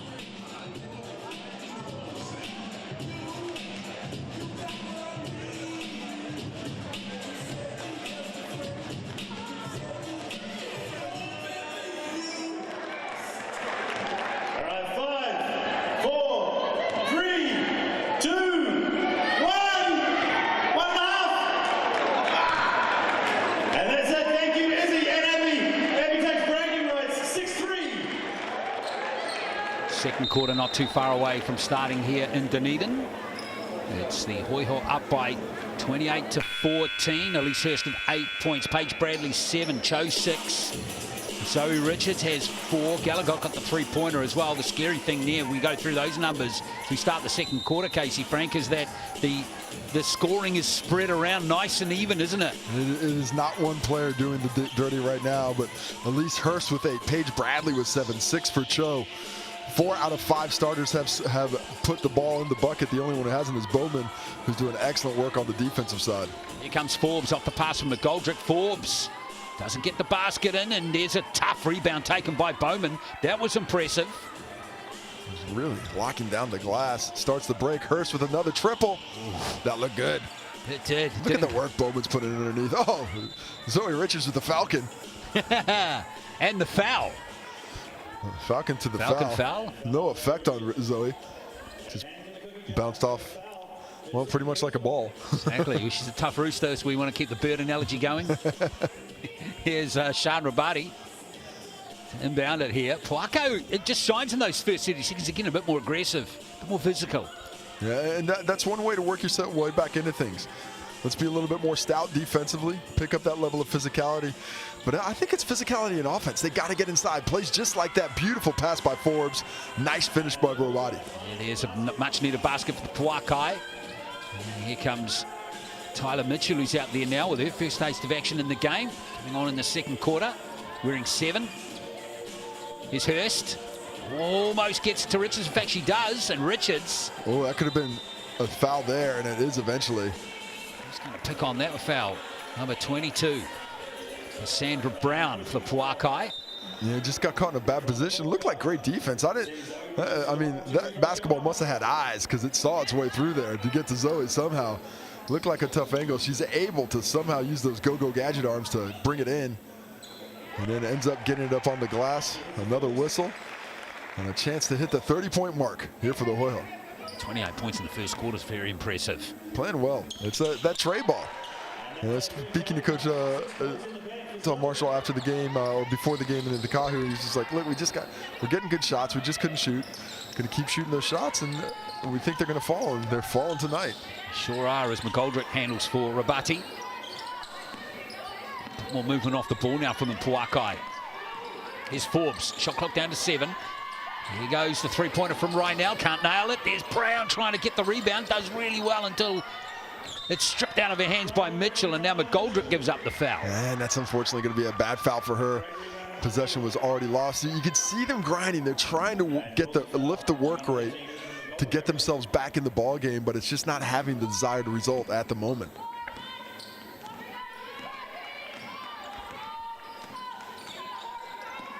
D'Angelo just pulls up for a 3 and buries it. Oh, poor communication there.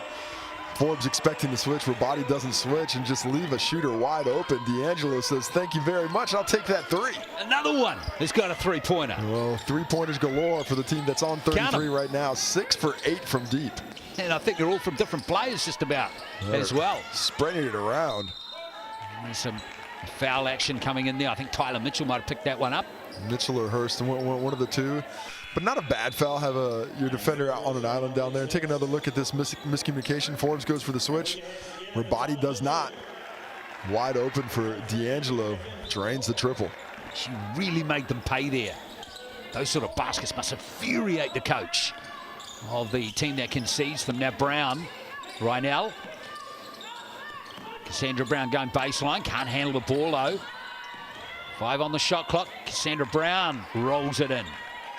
They have to work so hard offensively right now. Just none of those buckets are coming easy. You see the action for the Hoihoi. It's really just smooth. It comes right away.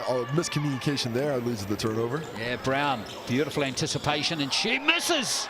Can you believe that? Rabati makes up for that miss. That's why you got to run with your teammates on the fast break. Don't expect it to go in. Expect it to miss, and you might just be rewarded. And she was on that occasion, and that's going against Hurst. No, that's hang on. Yeah, Zoe Richards, I think, with an illegal screen. Righto. Yes, number 24, Zoe Richards. Here's Brown. Yeah, Cassandra Brown misses it, but Sean Rabati gets in and hits a nice little sort of fadeaway hook push shot. And the effort's being rewarded. Back to a 13-point game. The lead's been big as 17.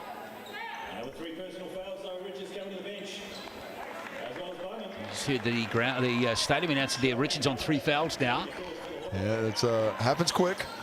Is this going to be an opportunity for the Pouākai to make a move without the hustle of Richards on the interior?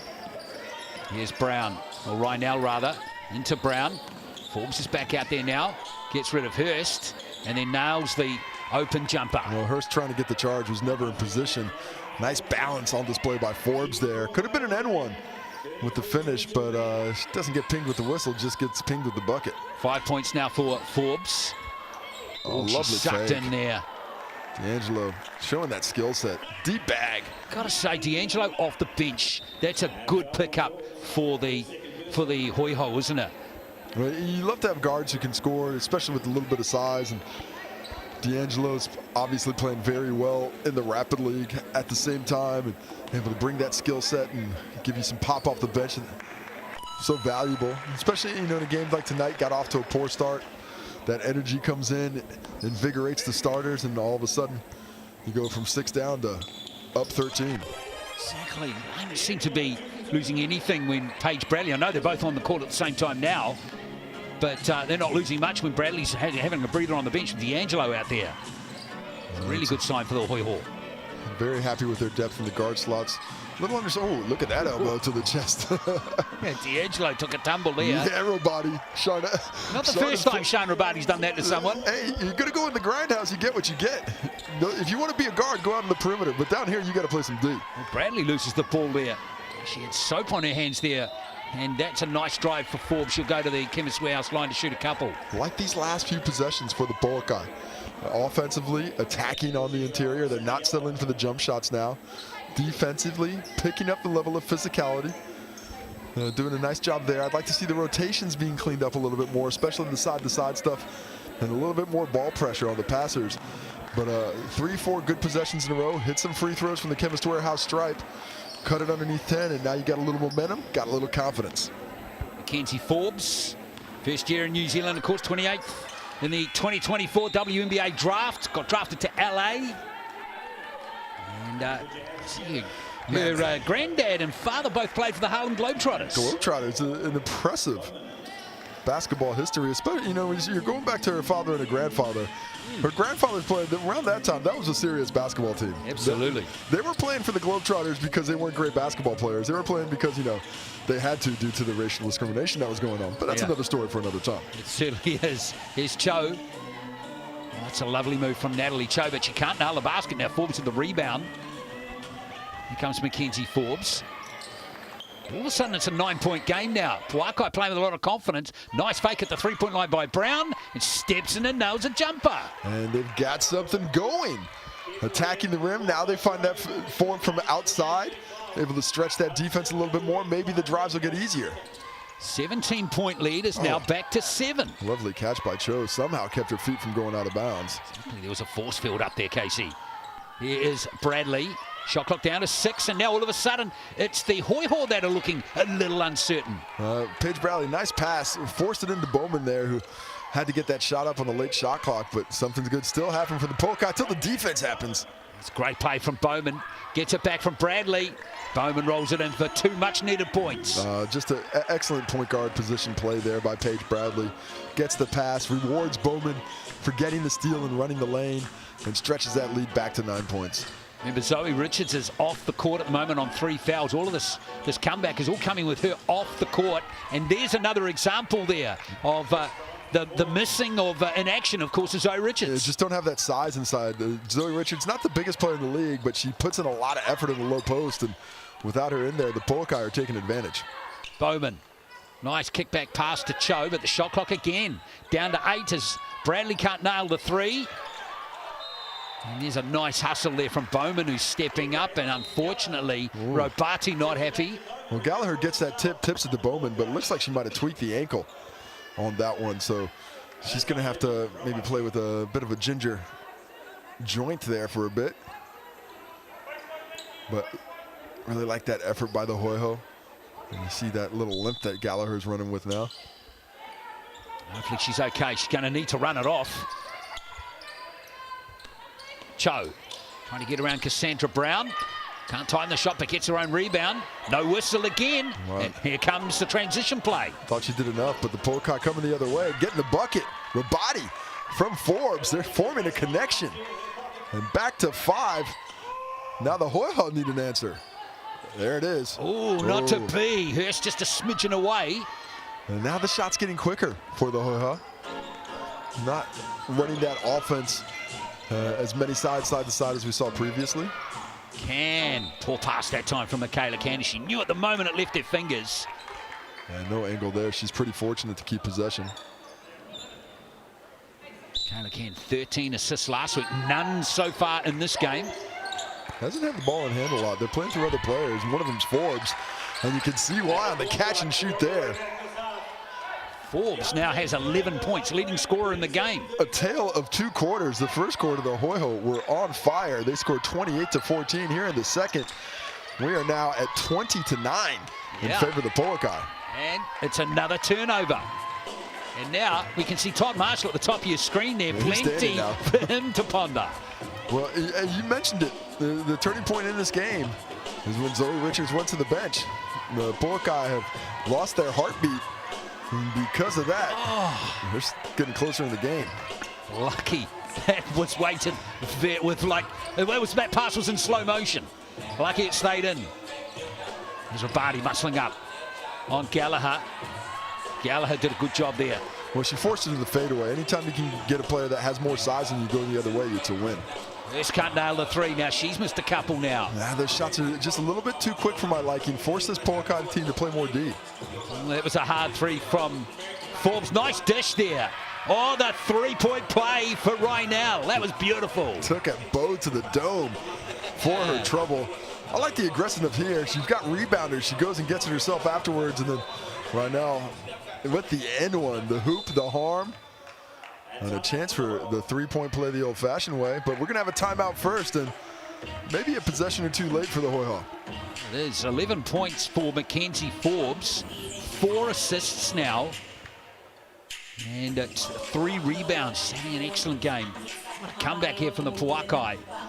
And that's just in about 16 minutes. I mean, she's having a huge effect. Doing a really nice job of spreading that basketball around. They seem to be playing through her a lot, having her as that decision maker as well. Just picked up those numbers for Rabati off the bench. 10 points, 71%, 4 rebounds, and she's only been on court for 9 minutes. Leading scorer in the game, and you know, this is one area that isn't the strength of the Hoihoi, is that interior defense. They don't have the biggest players in the competition. Zoe Richards provides a lot of that defensive dissuasion when she's down there in the low post. She's gone out, and now it's just a field day. They've been able to really find a lot of activity around the bucket. Oh, what a wonderful comeback.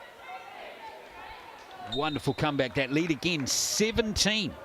It was to the Hoihoi, and now it's just 1. Fantastic.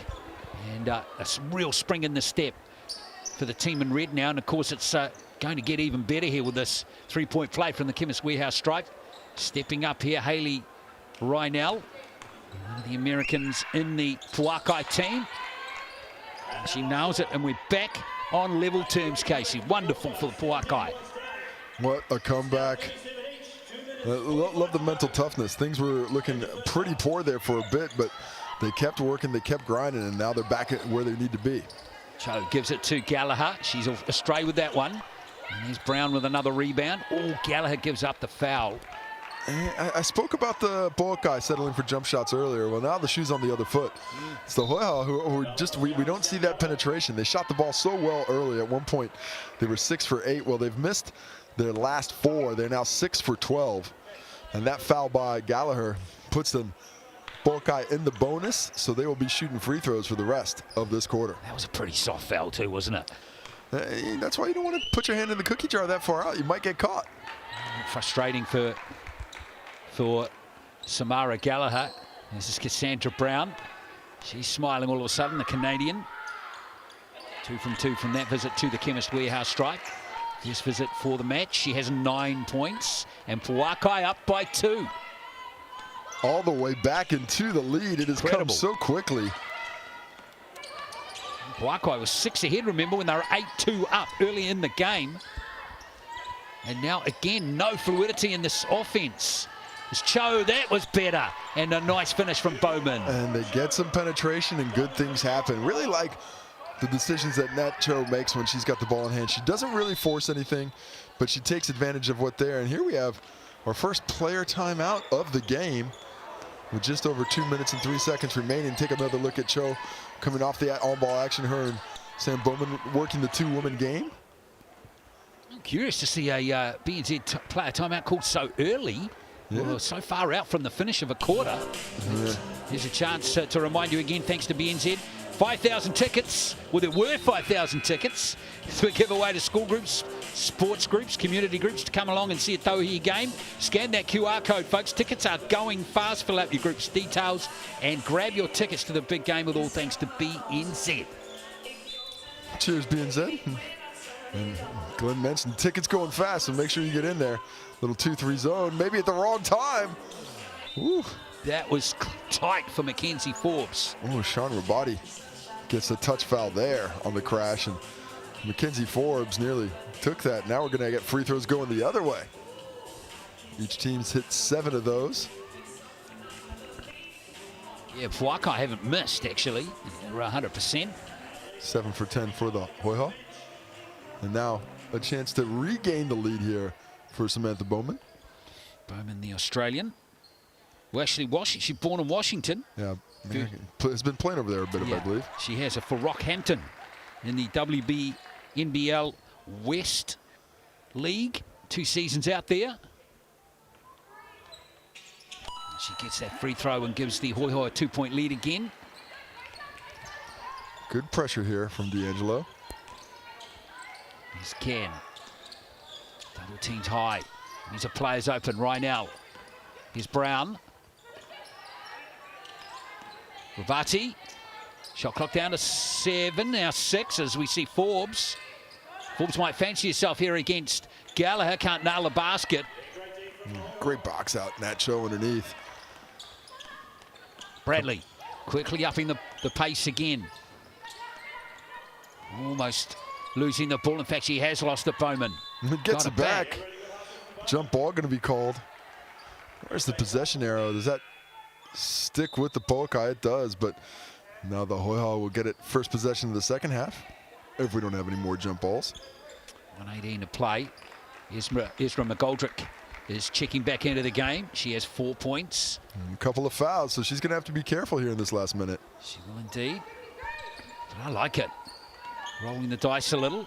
Here's Paul Flynn. Goldrick, though, is no stranger to fouls, as we see right now. Now it's into McGoldrick. Just short with that shot. Nice rebound by Bowman, who's starting to pick up her act. Good defense in the post once again by Cho. Oh, lovely from Bowman. That's excellent play. Paige Bradley. I mean, she's my favorite point guard in the league to watch. She does such a nice job at kicking that ball ahead. Head's always on a swivel. Really hooks up her teammate there. Rynell fouled this time by Cho. Oh, it tweaks the ankle too. Hopefully she's okay. So more fouls coming in this game. 19 in the game so far. Well, a few less whistles than you had to endure last night, Glenn. Yeah, that was a 52 foul game between the fight. You're laughing already. Between the fight and the Kahu. Well, the good news is more chance for you to talk during free throws. Exactly. Hayley Rynell.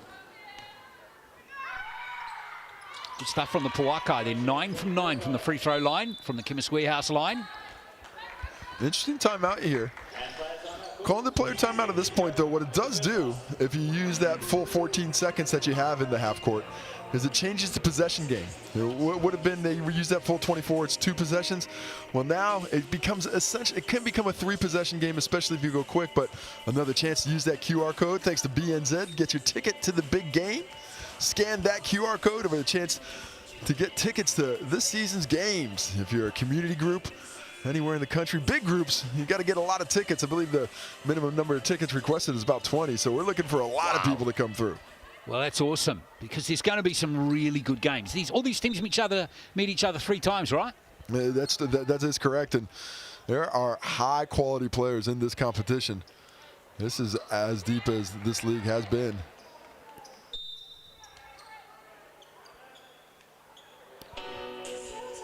Let's have a look. Full timeout. We're going to get a timeout by Paul Flynn. Player timeout to full timeout. Oh, well, bit of gamesmanship there maybe by the head coach of the Pouākai. Let's see what ends up on this at this point now, what they want to do. But they have worked so hard to get themselves back in this ball game. Yeah, 2-point game at the moment, 43-41 in favour of this team, the home team, the Hoihoi. Leading scorer for them at the moment, Hurst and Bowman with 8 points each. Leading scorer in the game, full stop, is Rabati with 10, although Forbes, Reinell and Brown all have 9 each.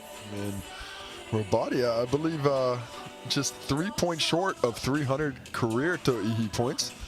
Thank you, Mike Lacey, for dropping that little tidbit of information in my inbox. Well, it's going to happen at some point, isn't it, you think, during this game? You think? Yeah, I think so. Yeah. Especially if I think that's up to the Pouākai strategy. You know, when they've been attacking the interior, forcing that ball into the paint, that's when she's found her success. A lot of buckets, a lot of good looks off the on-ball screens as well. So they continue to use those levers for their offensive attacks. So she has a good chance. Well, the Hoihoi have had plenty of time now to figure out this play. A player timeout, BNZ player timeout, and now full timeout. See how quickly they go here. See if they're trying to get that 2 for 1. Need to get the shot up around 35 if they are. Bradley gives it to Cho. Bowman wants it in the paint. And there goes Bradley with the shot. Can't nail it. Here's the uncontested rebound to Brown.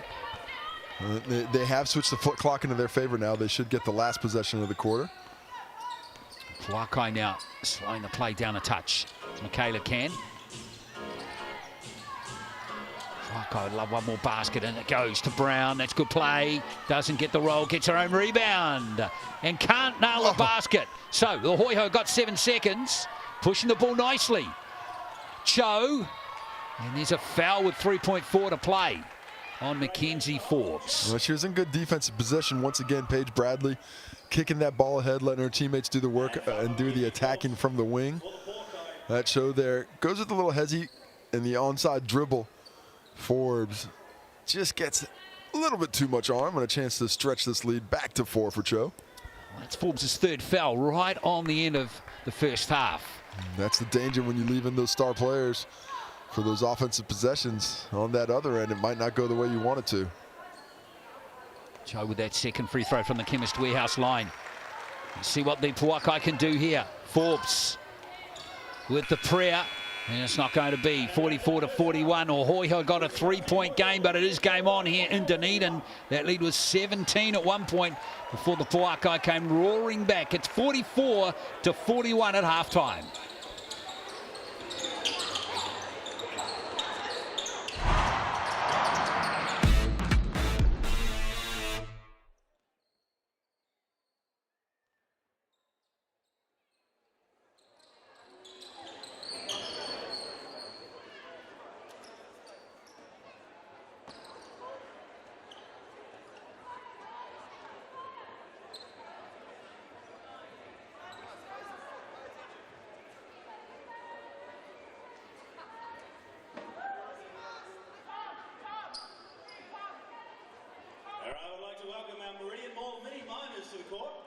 We're pleased to have ballers from Crossover Basketball play a game for us at halftime. So all the best to both teams.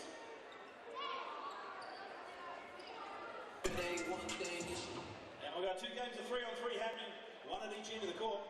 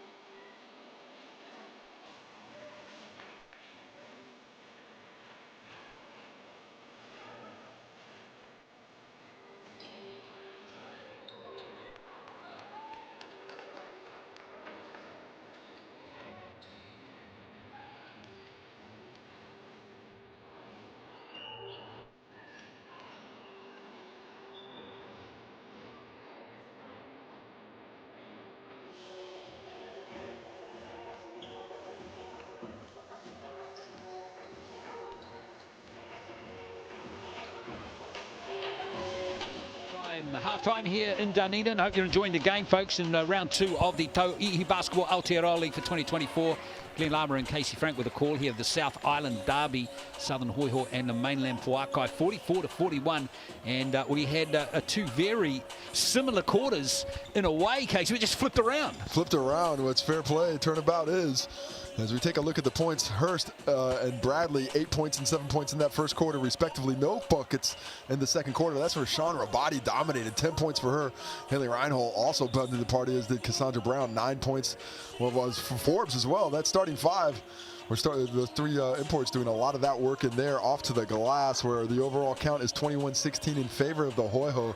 Bowman doing some yeoman-like work on that side. Nat Cho with 6 herself. Brown and Rabati leading the way for the Pouākai.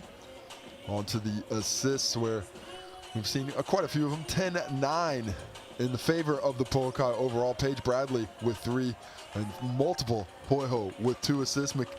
Forbes on the other side, Mackenzie Forbes getting 4 assists in that one. Michaela Can with the 2, Reinhold with 2 as well.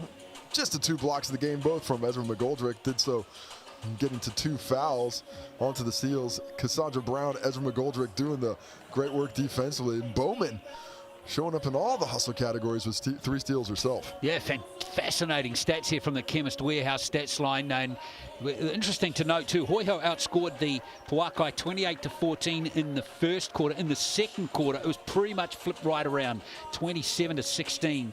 Pouākai outscored the Hoihoi. So lots to look forward to in the second half. It's beautifully poised, this match, and the second half coming up right after this on Sky Sport.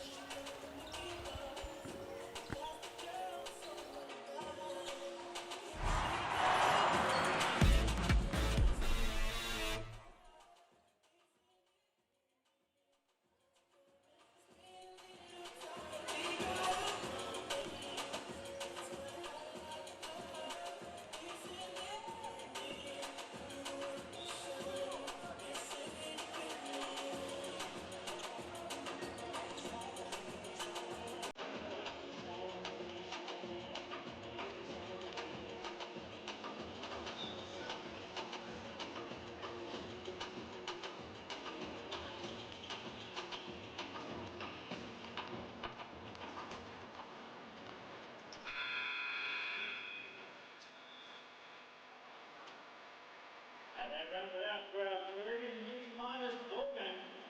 Thanks to the team from Bravo the basketball. And all players who took part in the 3-on-3 games.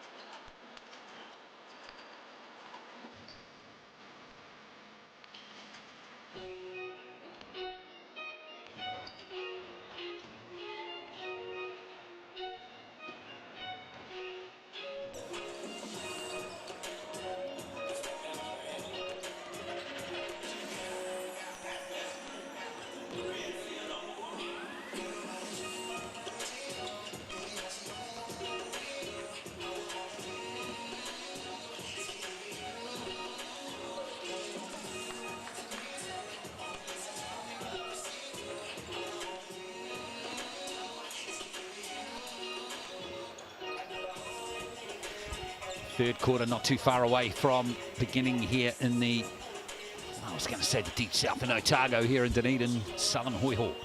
And Mainland Pouākai 44-41. In fact, of course, the Hoihoi do have one player from Southland. That's Alia Dunn.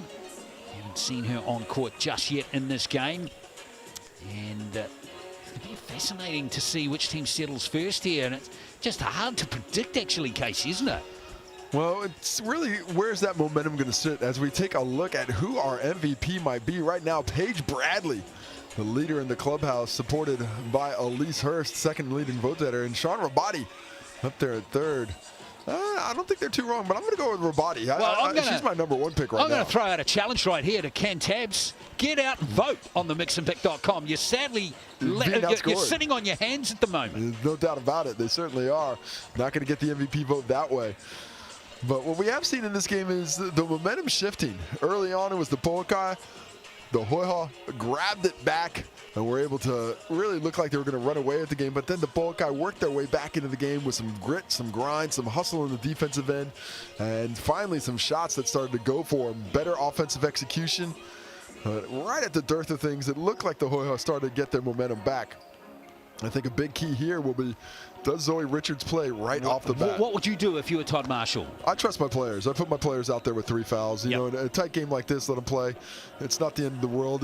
But that's in that relationship. You have to ask the player, are you going to be able to go out there and play without fouling? Many a time when I was a player, I'd say yes, but I was lying. Exactly. Just want to get uncorked, though, don't you? Yeah, sure, I can play with this.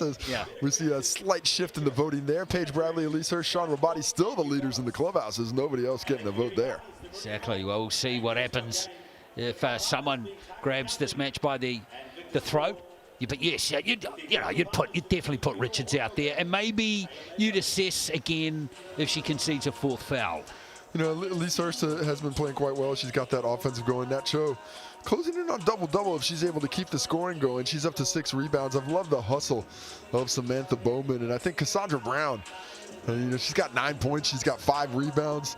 I think she's up there in 2 assists as well. It might have, I think, a couple of steals. So she's really affecting the game in a lot of different ways. Well, we talk about Zoe Richards too, Casey. She's on 3 fouls. And Mackenzie Forbes is in the same boat. She's on 3 fouls as well. So Coach Paul Flynn's got the same challenge as Todd Marshall. You put her straight back out there. Yeah, well, I think the Pouākai are probably a little bit more behind the 8 ball. I think they have to have Mackenzie Forbes out there.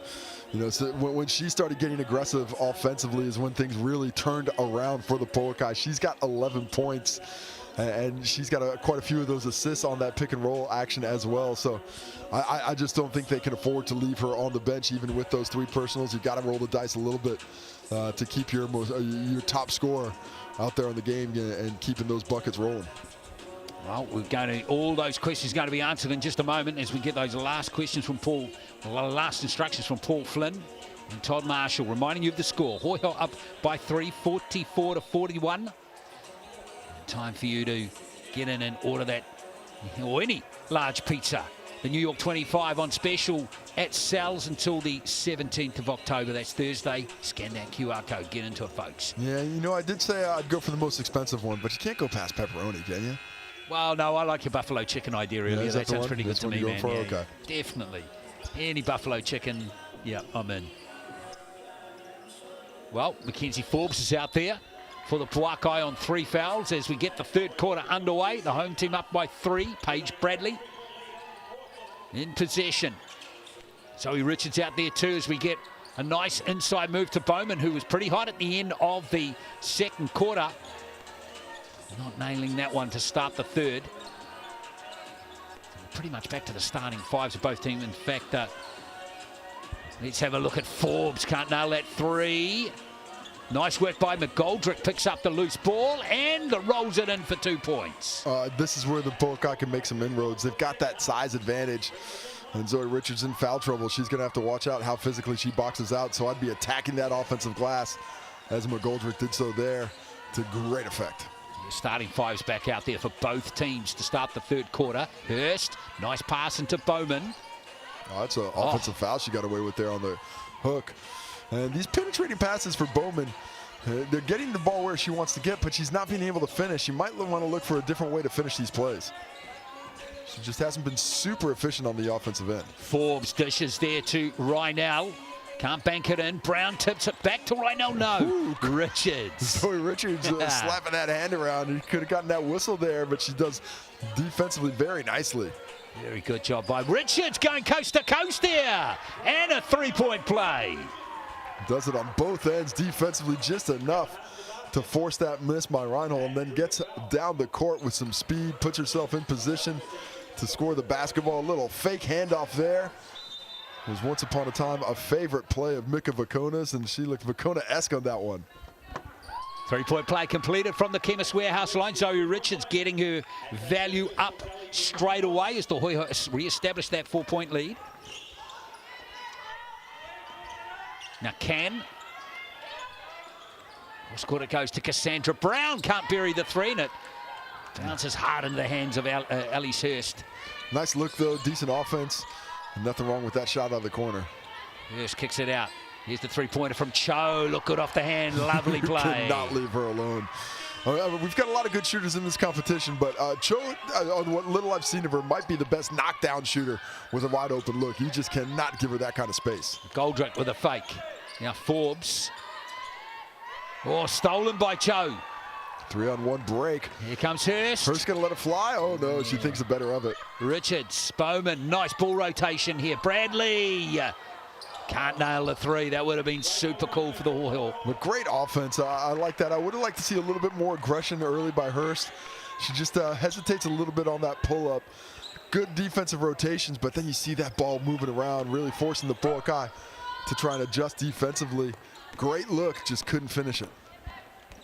Can. Pouākai. Just 2 points for them so far in this third quarter. Layup to Cassandra Brown. Here she is with her hands on the ball. Shot clock down to 3 seconds. Can, long ranger. Yeah, nothing going for the Pouākai. That was like the first quarter, wasn't it? The switching defense really is messing up that rhythm of the Pouākai. They got down to those little flex cuts. Just switching those each time, didn't have anything coming out of them and didn't have a plan B to go to when it wasn't working. Bradley, speaking of working on Can, now Hurst for three. Oh, wanted the N1. She's got her eye in today, and when she's got her eye in, she is on that short list of the top shooters in the competition. Oh, here we go again, as the foul is conceded there by either Richards, might go on Bradley, let's see. Good push by Can there. Not settling. As we take another look at Paige Bradley. Good screen by Bowman, giving Hurst just enough time to get that shot off. On the other side, the pace of the Pouākai coming back. Michaela Can puts on the Jets all the way to the hole, doesn't get the hoop, but gets the harm and cuts the lead back to single digits. Oh, wow. All of this Hoihoi dominance is happening with Zoe Richards back on the court, Casey. Amazing. Incredible. I can't tell if it's correlative or casual right now, Exactly. but it's got to be one of them. Got to be something starting with C. Here is Richards. Richards, nice creation. Look at the work Bowman's doing. She's great under the glass all of a sudden.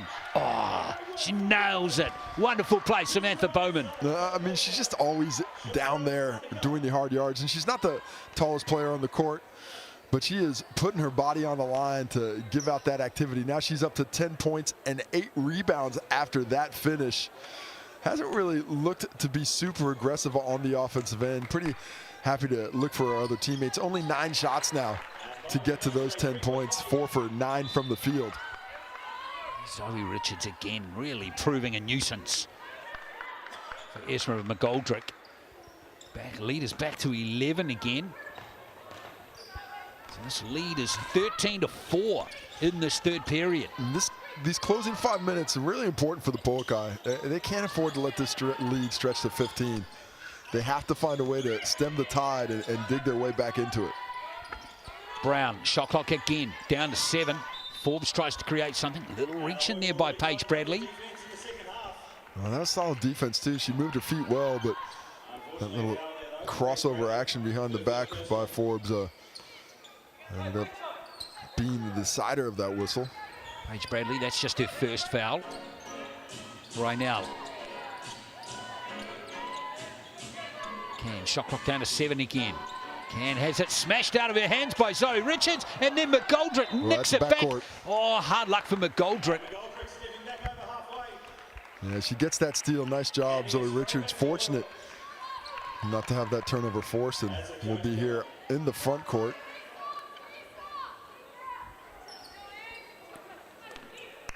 Not an easy angle to pass it in if we see a little defensive pressure.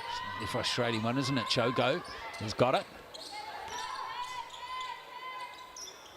Is that Hurst again? Oh my! D'Angelo. Wow. Fantastic basket. Hurst is feeling it. Yeah, that is Hurst. 14 points for her now. That's her 4th triple of the ball game. 4 for 8. 3 back from Cassandra Brown is sweet. Well, they needed that. That's a big shot for them. Maybe that just gives them that confidence they need to pick things up on that end of the court. 12 points now for Cassandra Brown. And here's Zoe Richards, has it stolen out of her hands. Mackenzie Forbes forcing that turnover. Doing a little bit of everything on both sides of the court. Play from Forbes. She, McGoldrick and Brown are all out there on 3 fouls now for the Pouākai, as we see Can. Oh, squeeze between those 2 defenders. A little play there. And actually, that's a pretty good foul there by Paige Bradley. Reaches out and gets the whistle. Otherwise, that would have been a 3-on-2 or a 3-on-1 down on the baseline. Take another look at the Cassandra Brown catch, shoot, and drain it. That was a wonderful shot from Brown. Now here's Forbes to inbound her. Hayley Rynell over to Forbes in the corner. Weak side rebound is powerful from McGoldrick. Then she just turns it over, and Hurst almost loses it again. Here's Bradley. Now Bowman posting up here on Rynell. Tipped into the hands of Can, who's off to the races. It's a 4-on-1 situation. Oh, what a D. Paige Bradley. Are you kidding me? Are you kidding me? Stops a 4-on-1 break. Michaela Khan can't believe it. She guessed wrong on which way to go. Paige Bradley guesses right. Not only stops the break, but then gets a whistle blown to get the foul. How did that happen? Adding a little bit of insult to injury. Oh, big miss there by the... Oh, look at that pass. Here's Hurst again, who's hot, remember? Oh, that's such a good pass as Nat Cho misses that jumper in the baseline. Paige Bradley able to flick that right into Cho's shooting pocket with the left hand. Never comes to the right. That's when the unseen hours come to fruition. When you see skill like that in tough positions, that is not an easy play that she makes look just pedestrian. Forbes for 3. Nails at Mackenzie Forbes. That's 2 from 7 from beyond the arc. 14 points now. Triple has been the great equalizer. The teams that getting hot from deep starts to get that momentum and starts to feel a little bit better on the offensive end. Bowman. Now Hurst. Swings it into Bowman. Cho, plenty of time to line that one up. No, he would have felt pretty good about the activity. I like the unselfishness of Bowman. Don't like the defense. Don't collapse down there. Forbes for 3 again. Rebounders by Brown. Second opportunity here. Rabati back out there now for the Pouākai. Nice ball rotation. Oh, she wanted that one. Just pushes that one in. Might be a good time to get Rabati some more touches in the post, though. Speaking Bradley. of. Yeah. Lobs it over. Offensive foul called against Bowman. Well, Paige Bradley is just always looking for a teammate. Sets Bowman up there, but you see her drop the shoulder right into Forbes. Didn't need to do that much. She was already had such great position, but she's trying to knock Forbes off balance to give herself a little bit more space to elevate and finish. Still, it's an 8-point game. 15-10. Hoihoi outscoring the Pouākai in this 3rd quarter. Hope you're enjoying the game, folks. More Tauihi basketball action coming up tomorrow, of course. Tukumanoa Queens hosting the defending champion Northern Kahu, the first of the rematches of the grand final. Coming up tomorrow afternoon live on Sky. Going to be an impressive game. Jordan Horston's first action in New Zealand. Just arrived yesterday. She's going to be somewhat through the rest of the season. Man, what a coup to get an active WNBA player to come play in this competition this year. Bradley. Cho. Play on's the call. Bradley can't nail the three. And Brown's got the rebound. Oh, Cho's limping up there. She might got it. I think she took a knee to the thigh. That could be a dead leg. She might need a sub. Oh, and there's a foul by Hurst. Oh, look, they were just 1 second away from an 8-second call as well. 17 seconds on the shot clock. Took so much time to get that ball up and over. Had you not got that foul, it might have been another turnover instead. I think it's free throws. It sure is. And the Pouākai are going great from the line in this game. They're 11 from 11. Just noting on the bench that Cho's gone out. She's going to have to get that leg checked out where she got that knee to the thigh. Those dead legs, man, when you get that bruise up there, it's really key to keep moving it. You don't want to sit still. Well, that's what she's doing now. Well, but you just got to keep that leg flexing, because it's when that blood settles is when it gets so much more difficult to get that movement going again. And these free throws are from the Chemist Warehouse line, Casey, are keeping the Pouākai in the game. That's 13 from 13 now. Got some subs coming in, but got to keep that scoreboard ticking over one way or another, and they're just keeping themselves close enough. And we saw earlier, they can run off 10 points in a row, given the chance. Hoihoi have to be careful. D'Angelo, nice play from her. Oh, that's a tough. clever basket. That's tough. Really nice use of the head, the eyebrows there with the little shot fake, and then the step through, the skill off the glass. Speaking of skill. Yeah, that's how to do it too. Brown off that play from Can. That was excellent. Yeah, nice pass there. Michaela Can creating that opportunity. Brown all by herself with the easy finish. Brown up. Yeah, Brown up to 14 now, Casey. Here's D'Angelo, rather. Pouākai responded well in these last 3 minutes. It was 10 points. It's down to 6, but a travel called. Michaela Can loved that play. Yeah. And she was instrumental in that last one too for Brown. Look at that left-handed pass, dropping it off to Cassandra Brown. And then on the other end, gets the whistle. Paige Bradley's thinking like, can I get that whistle the same way? Oh, Can.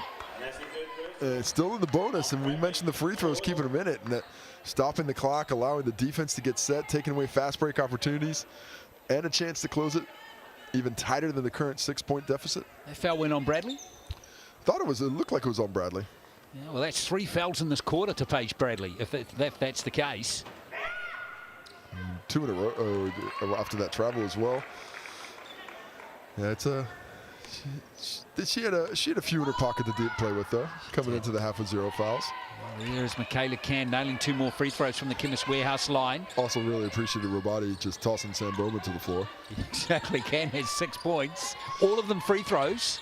Oh, look at the defense up high by McGoldrick. Hands all over Chelsea D'Angelo. I think that could have been a whistle. Got away with it. But the aggression is being rewarded right now. Here come the Pouākai again, coming right back into the contest. This is a good comeback again by the Mainland Pouākai. Rabati into Rynell. Shot clock down to 7. Rabati triple teams. And a foul is going to be conceded. No basket. And the foul has gone on, it looked like number 4, Chelsea D'Angelo. Well, these whistles, I mean, if you could just play defense without fouling right now, I think the Hoihoi would probably be closer to that 10-point lead. But as mentioned, the free throws keeping them in it. And Rabati had a little bit of adjustment to the score ticker, so she's actually on 9 points now. Looked like she had a wayward bucket attributed to herself. Now she's up for 10 for real. Again, the Pouākai blemish free from the free throw line. Back to a 2-point game. You're just trying to put that commentator's curse on him, man. Exactly, and it's not working. Can't say it's annoying me, though. I'm quite enjoying being proven wrong. Now, here's a big opportunity for Gallagher. Can't nail it. McGoldrick with the rebound. Richards goes to the floor, so we get a 5-on-4 opportunity on the break. Missed Cassandra Brown on the cut. Rynell for 3. Yes! Huge triple, takes the lead again. The Pouākai down 10 with 5 minutes to go have worked their way right back into the game. Biggest scoring run of the game from the 11-0 run at the moment. And Bowman fighting hard as we're inside the last minute of quarter number 3. Beautiful step. Oh, she's a good player, isn't she? D'Angelo. And McGoldrick has it, though. Tough rebound. Now Rabati. Oh, here goes Brown for three, and she buries it again. What a flurry by the Pouākai. 6 straight points to go up 4. And the Hoihoi, just no answers on this end of the court for the last couple of minutes. Oh, this is very important for the Hoihoi now. They've got to end with something out of this quarter. Richards into Bowman. Bradley for three. She's got it. Huge triple to stop the bleeding. Just 7 seconds left in the quarter. Did the Pouākai have a response? Oh, there's a foul by, is that D'Angelo? Yeah, it's D'Angelo there. The bad foul it was. Right back to the free throw line. There's that huge triple there. You get to see the replay of it, the catch, the shoot, the finish. Yeah, we've got a very interesting game unfolding here. Sammy Gallagher, come to the bench. So here is Carr again, or Can rather, just chipping away one by one at the free throw line. 7 points for her. 100% again from the Chemist Warehouse strike. Unbelievable. 18 from 18. Did they have an answer? Paige Bradley from deep. Ooh, close call there for Paige Bradley, but there's the Pouākai hitting the lead at the end of the quarter for a first time in the game. They're up by 3, 67 to 64. Ball giveaway. Make some noise and let the attacker.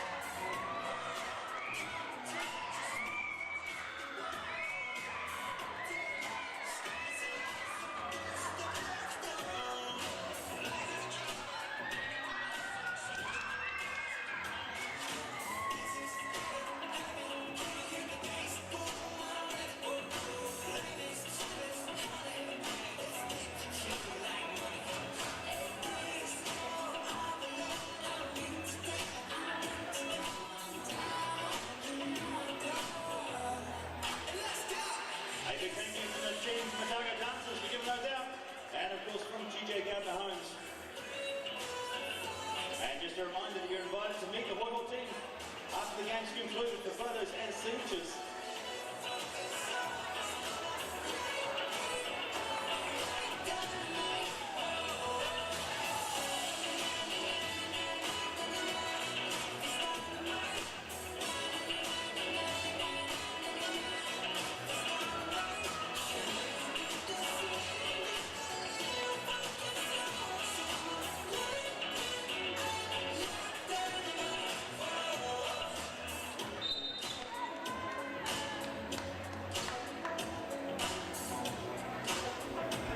Tauihi Basketball Aotearoa live from Dunedin here on your Saturday night.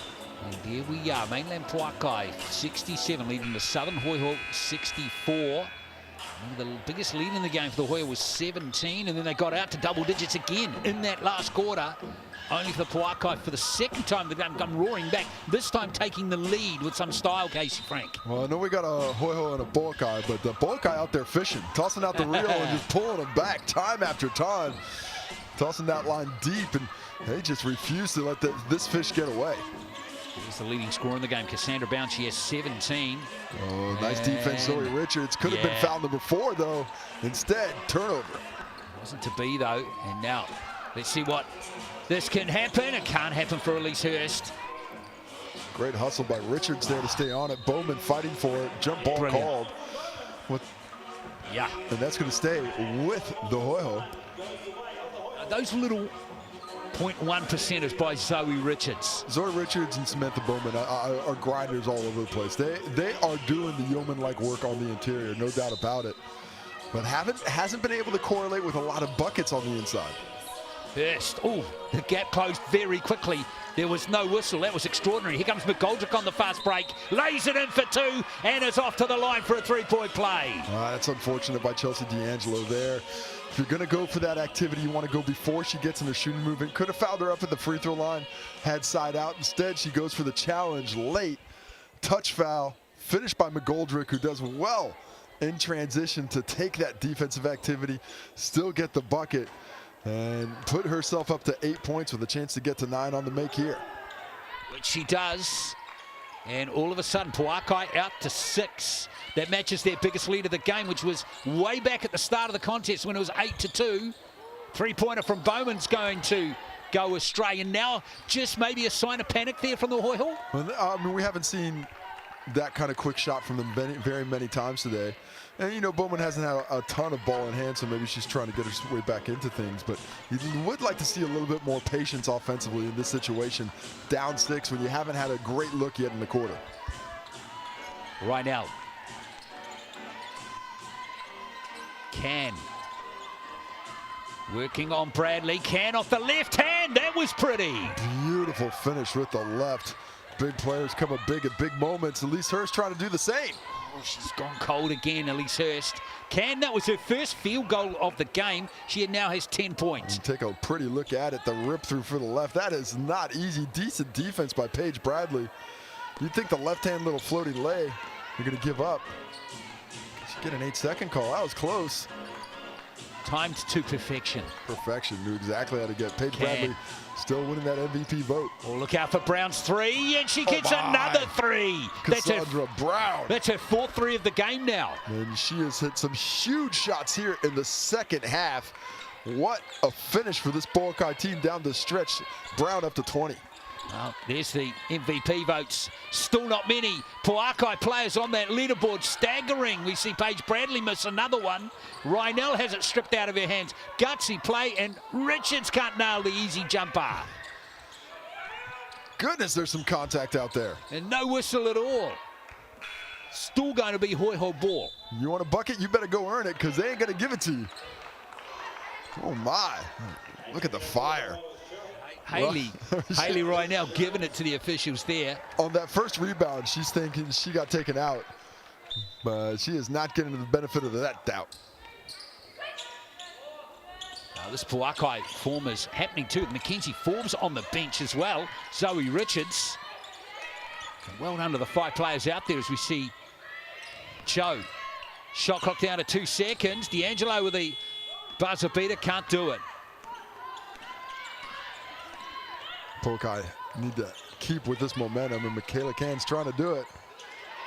McGoldrick picks up the OR. Oh, well done on the offensive glass. She knows that her point guard's going to go put it up for her, so she just plants herself down to that weak side, gets the rebound, and stretches this out to a 13-point lead. This is crazy. How did this happen? 10-0 in the final quarter so far. The Hoihoi have not scored at all in these 2 minutes and 2 seconds. It is. It's a game that goes quickly in the other direction when you're not paying attention. This 10-0 run here in the in the fourth has really come from some nice hustle, but some better offense. Well, Cassandra Brown, staggering. She's not on the mixandpick.com MVP poll here. Here are her numbers, folks. 20 points, shooting at 53%, 7 rebounds. 3 steals. Good numbers for Cassandra Brown. I mean, this game was, what was it, 59-51? It seemed like it was going the other way. It really did feel like the Hoihoi had a couple of opportunities to put this one to sleep. And they never were able to get over that sort of 10-point hump. And the Pouākai storming back, playing their best basketball at the right time, have absolutely taken this game by the throat. They have really streaked away. So touched on 10-0 in this final quarter so far. No score at all. 2 minutes and 32 seconds of play in this fourth quarter for the Hoihoi. Now, what's the response? The offense is dried up, so where are we going to go to try and find some buckets? Well, they need something, and they need something fast to get some confidence. And there's another turnover picked off by Rynell. Well, she's running. She wants to be rewarded. McCann says, I'll do it myself. Michaela Can really taking ownership of the game now. 12 points. Does it with the left hand from the free throw line. Does it with the right hand and the fast break there. All the players for the Pouākai have scored. There's 6 of them have got double figures now. How is this a 15-point ball game? What has happened to the Hoihoi offense? Cho's lost the ball. Rabati's got it. They are just out there flexing on the opponents right now. Here's Ezra McGoldrick.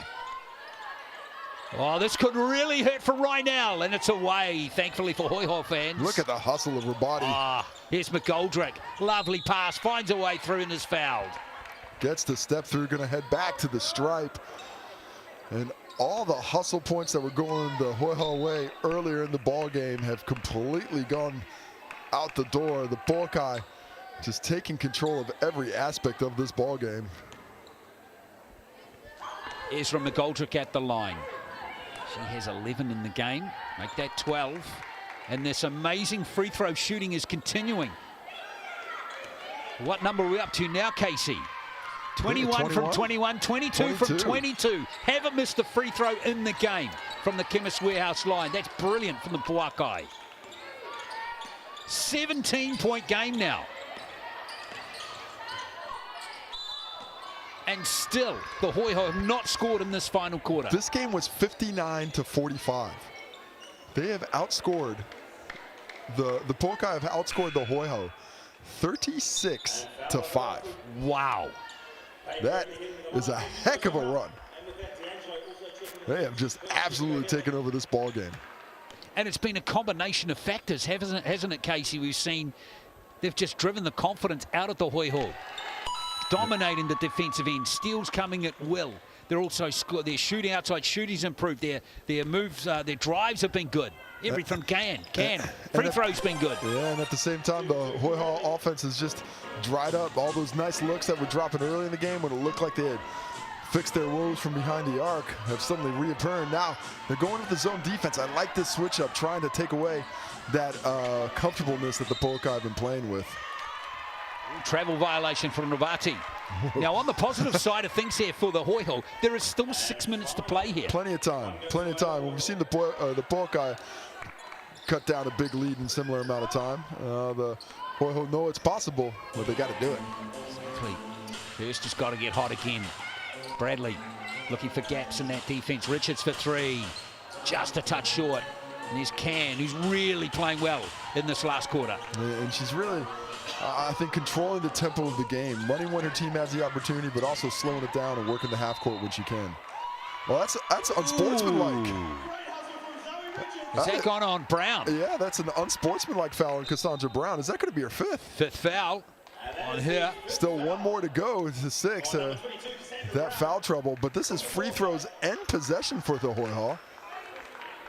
Well, if Brown fouls out, say, in the next minute or two, now that might make things interesting. Although sitting on the bench all of this time has been Mackenzie Forbes. You got to wonder when she's going to get reinserted into the action. And the action answer is now.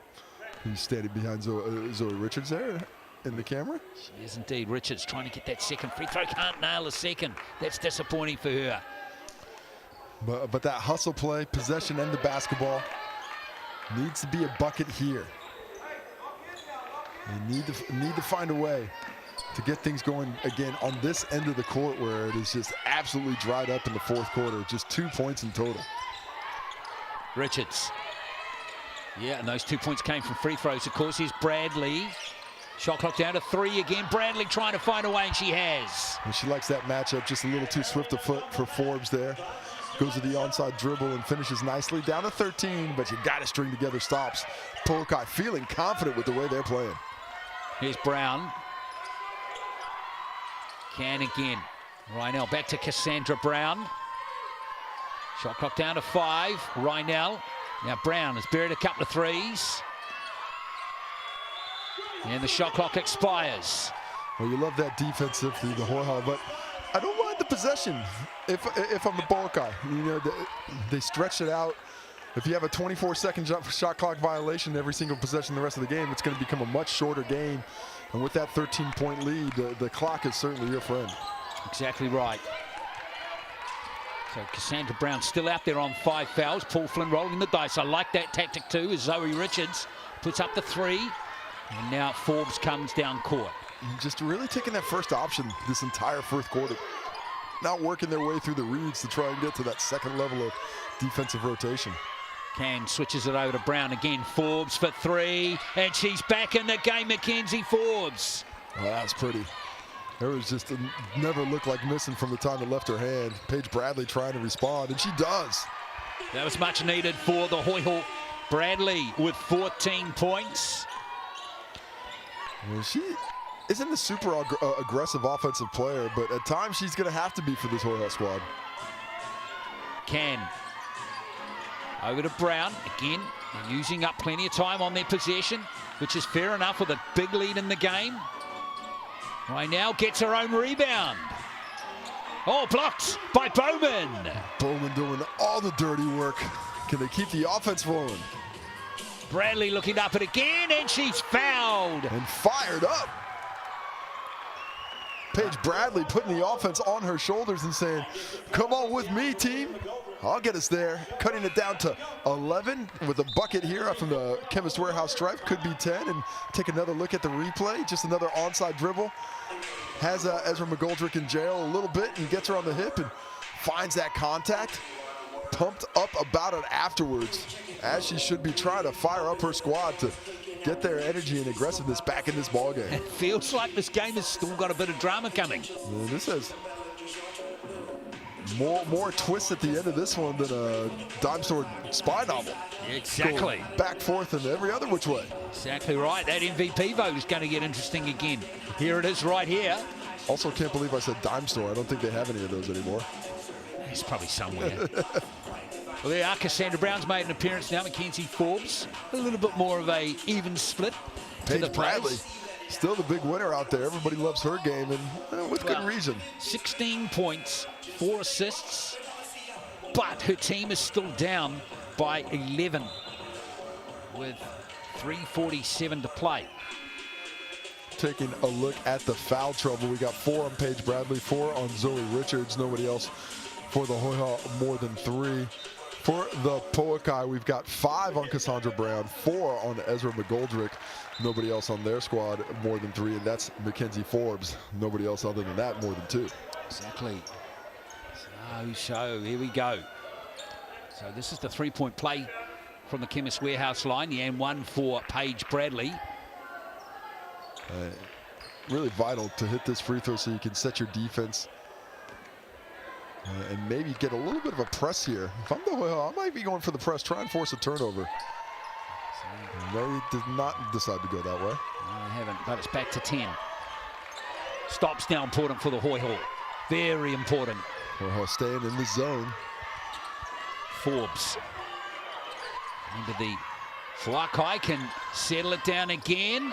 What a rebound, almost by McGoldrick. Oh, McGoldrick got in there and nicked it. She's done that a couple of times, got pinged for a foul once, but that didn't keep her from going back to the well. Again, Brown can, happy for the ball movement.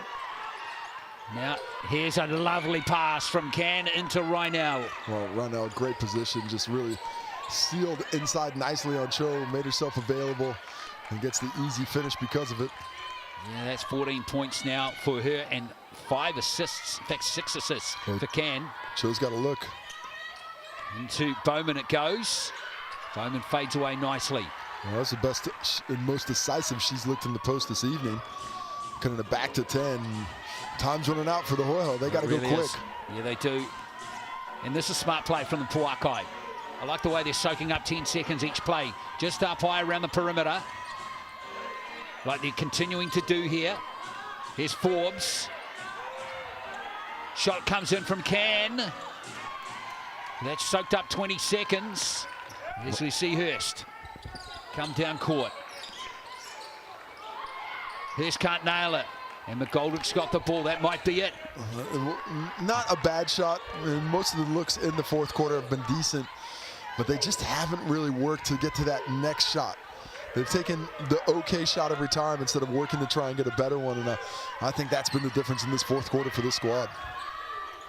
Here's Forbes again. Look at, oh, I was going to say that one drops. It's all coming together. Exactly. Got to keep the pressure on. Got to keep that pace up if they have any kind of shot. Lovely pass down to Bowman.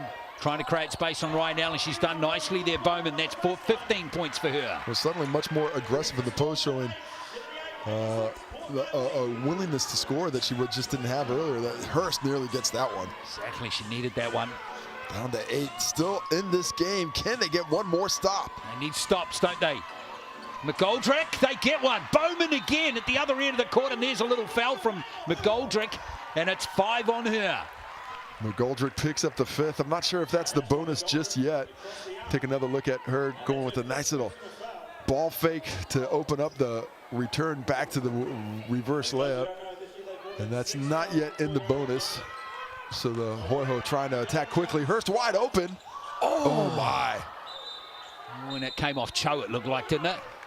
I don't know. Referees are indecisive. Oh, that was hey? Could have gone either way. It was pretty close, but in the end, nobody on the Pouākai are arguing. I think it was Reinhold that was closest. Bowman got a score from this play now. Oh, there you go, screen. Drops the shoulder. Michaela Can comes off second best in that encounter. Well, Bowman gets the offensive foul. I'm not sure she was actually moving. I think it was just a heavy hit because Michaela Can was chasing so heavily. Now time for Todd Marshall and Paul Flynn to talk things over. Pouākai 8 points ahead. We have 1:22 left in the game. In fact, it's 1:11 left. Gotta be tough now for the Hoihoi. Are up by 17 at one point in this game. Well, this is they're gonna look back on this activity and just really wonder what happened during those couple of purple patches.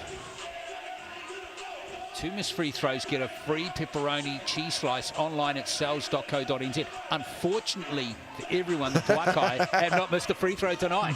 Can we just get, for just the Pouākai this evening, can we make it a 1 missed free throw contest? It's incredible, isn't it? You're gonna have to stick with that 25% off any large pizza if you want to get your discounted feed today. Seriously, man, I don't recall calling a game in the last several years where a team has not missed a free throw, and they've nailed that many. 22 for 22, that's a lot of trips. And not bad by the Hoihoi, or 15 for 21, but if they were shooting the similar percentage, if they were at 15 for 22, well, those 7 points right now would make it a 1-point ball game. So that free throw is absolutely instrumental to them being in the lead at the moment. Well, get on that voting, get on that QR code, folks. Sells pizzas to be won every single game. Brown almost caught in possession there.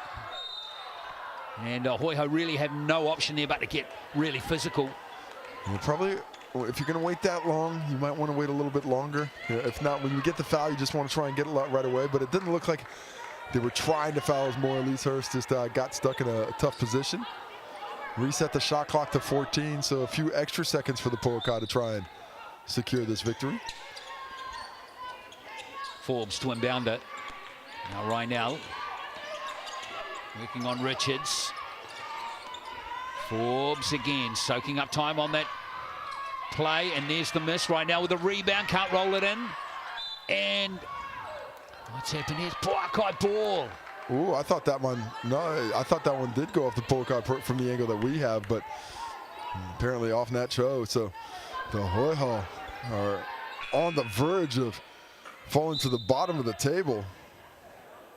Pouākai another timeout with a minute to play. Who we got on this MVP vote here? We got a timeout. If we could pull that one up one more time to really work through the choices. What a comeback boy, the Pouākai. Cassandra Brown leading the way on the scoreboard with 20 points, 7 rebounds, 3 steals. And she'd probably be at the top of my list right now, but she's not in third overall behind Bradley and Mackenzie Forbes. And Mackenzie Forbes, in that comeback in particular, was so good on both ends of the court. Shot the ball really well, defended nicely.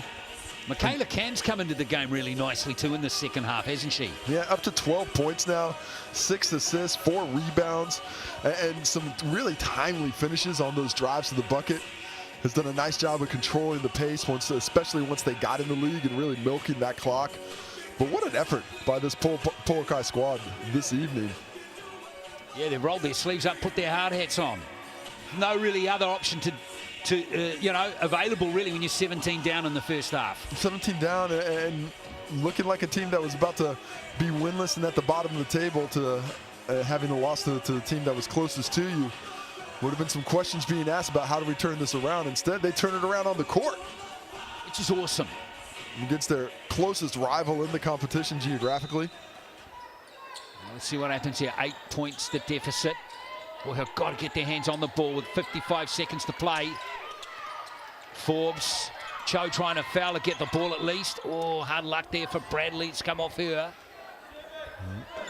Well, playing very aggressively. Have caused quite a few deflections, but haven't been able to turn enough of those into turnovers. 7 seconds on the clock. I'm going straight into the post to Cassandra Brown personally. Not to be.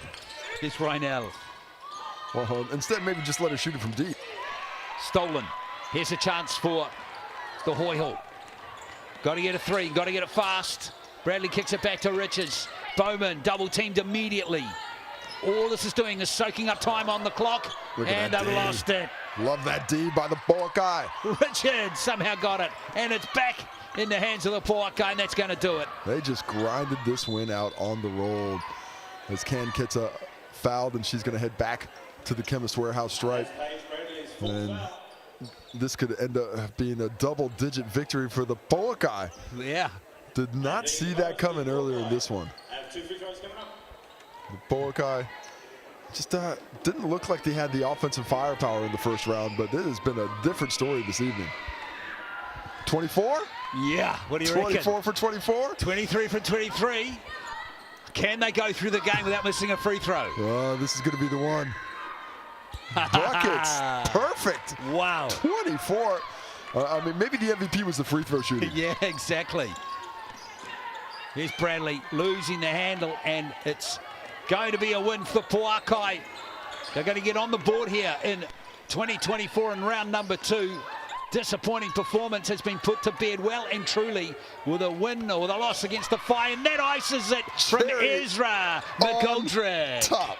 Fantastic finish from Ezra McGoldrick. 16 in the game for her. And we're not finished yet. We've got a BNZ player timeout, though, because every bucket counts, but you can go ahead and stick this one on the ledger. Exactly. It's wrapped up. All that matters is the final score. Can the Pouākai get one last triple? Player timeout. Tickets to the Big Cane. Scan that QR code for your chance to win tickets to this season's games for your community group, school group, whatever group it is. We want big groups. We want them coming to games. We want them enjoying this action in person. Thanks to BNZ. Here's the last second and a half. Hirsch gets the ball away. Can't nail the three. A deserved victory for the Mainland Pouākai. Gutsy win for them. 17 down in the first half. Found a way back, then let a big lead slip again, and in the end, pulled away for a very comfortable win, outscoring the Hoihoi in that last quarter, 24-14, and they go on a win, 91-78. And what a second half for the Pouākai, dropping 50 points to 34 for the Hoihoi. Your MVP for the home voters. It's a tie. Paige Bradley and Cassandra Brown, 21% apiece. And fair enough for Cassandra Brown and Paige Bradley. Both played well, but this second half, the Pouākai just expended their will on the game. They said, this game is ours. We're going to take it from you, and we'll take you through the stats now. Cassandra Brown leads the way with 20 points, backed up by Mackenzie Ford, Ezra McGoldrick, Paige Bradley, Samantha Bowman leading the way for the Hoihoi with 17 and 15 respectively. On to the rebounds. No double-doubles in the game. Bowman the closest with 9. Cassandra Brown leading the scoring, leading the rebounding as well for the Mainland Pouākai. Excellent all-round game, wasn't it? McGoldrick came good at the end there too. And Can really starting to get those assists. 19 assists, Casey, in the first 2 weeks. Yeah, that's not too bad. Mackenzie Forbes doing quite well as that second ball handler, creating some opportunities to go with her 6 rebounds and 17 points. She got 6 assists as well as Can did. 4 for Paige Bradley. For a bit on the low end for Bradley when her ability to deliver the ball. 2 blocks for McGoldrick, 1 for Bowman. Finishing on the steals. Ezra McGoldrick doing the dirty work. Sam Bowman as well. Really out there grinding, getting things done. But in the end, it was just too much Pouākai overcoming what looked like a pretty commanding lead by the Hoihoi at multiple times in this game, up as many, I believe, as 15, 17 points. But in the end, it is a 13-point victory to the Mainland Pouākai. Yeah, with all the starting 5 players for the Pouākai really contributing strongly, as we saw there on the Chemist Warehouse stats. So well done to the Pouākai. Right, let's look ahead for you tomorrow afternoon in Wellington. What a battle there. That's a rematch of last year's grand final. Tokomanoa Queens hosting the Northern Kahu. The Queens back in action in Porirua next Friday when the Tauranga Whai hit town. And then the Mainland Pouākai. All the fans in Christchurch will be looking forward to this, the first home game for the Pouākai up against the Northern Kahu next Saturday at 4 o'clock. That is it. But I'm circling tomorrow. That's going to be the one, 2 p.m. Action tips off for the Rapid League. Yeah, you don't want to miss that action tomorrow on Sky Sport. That wraps it up here from Dunedin. Congratulations to the Mainland Pouākai with the win, 91-78. Thanks for watching. We'll catch you tomorrow afternoon. Mā te wā.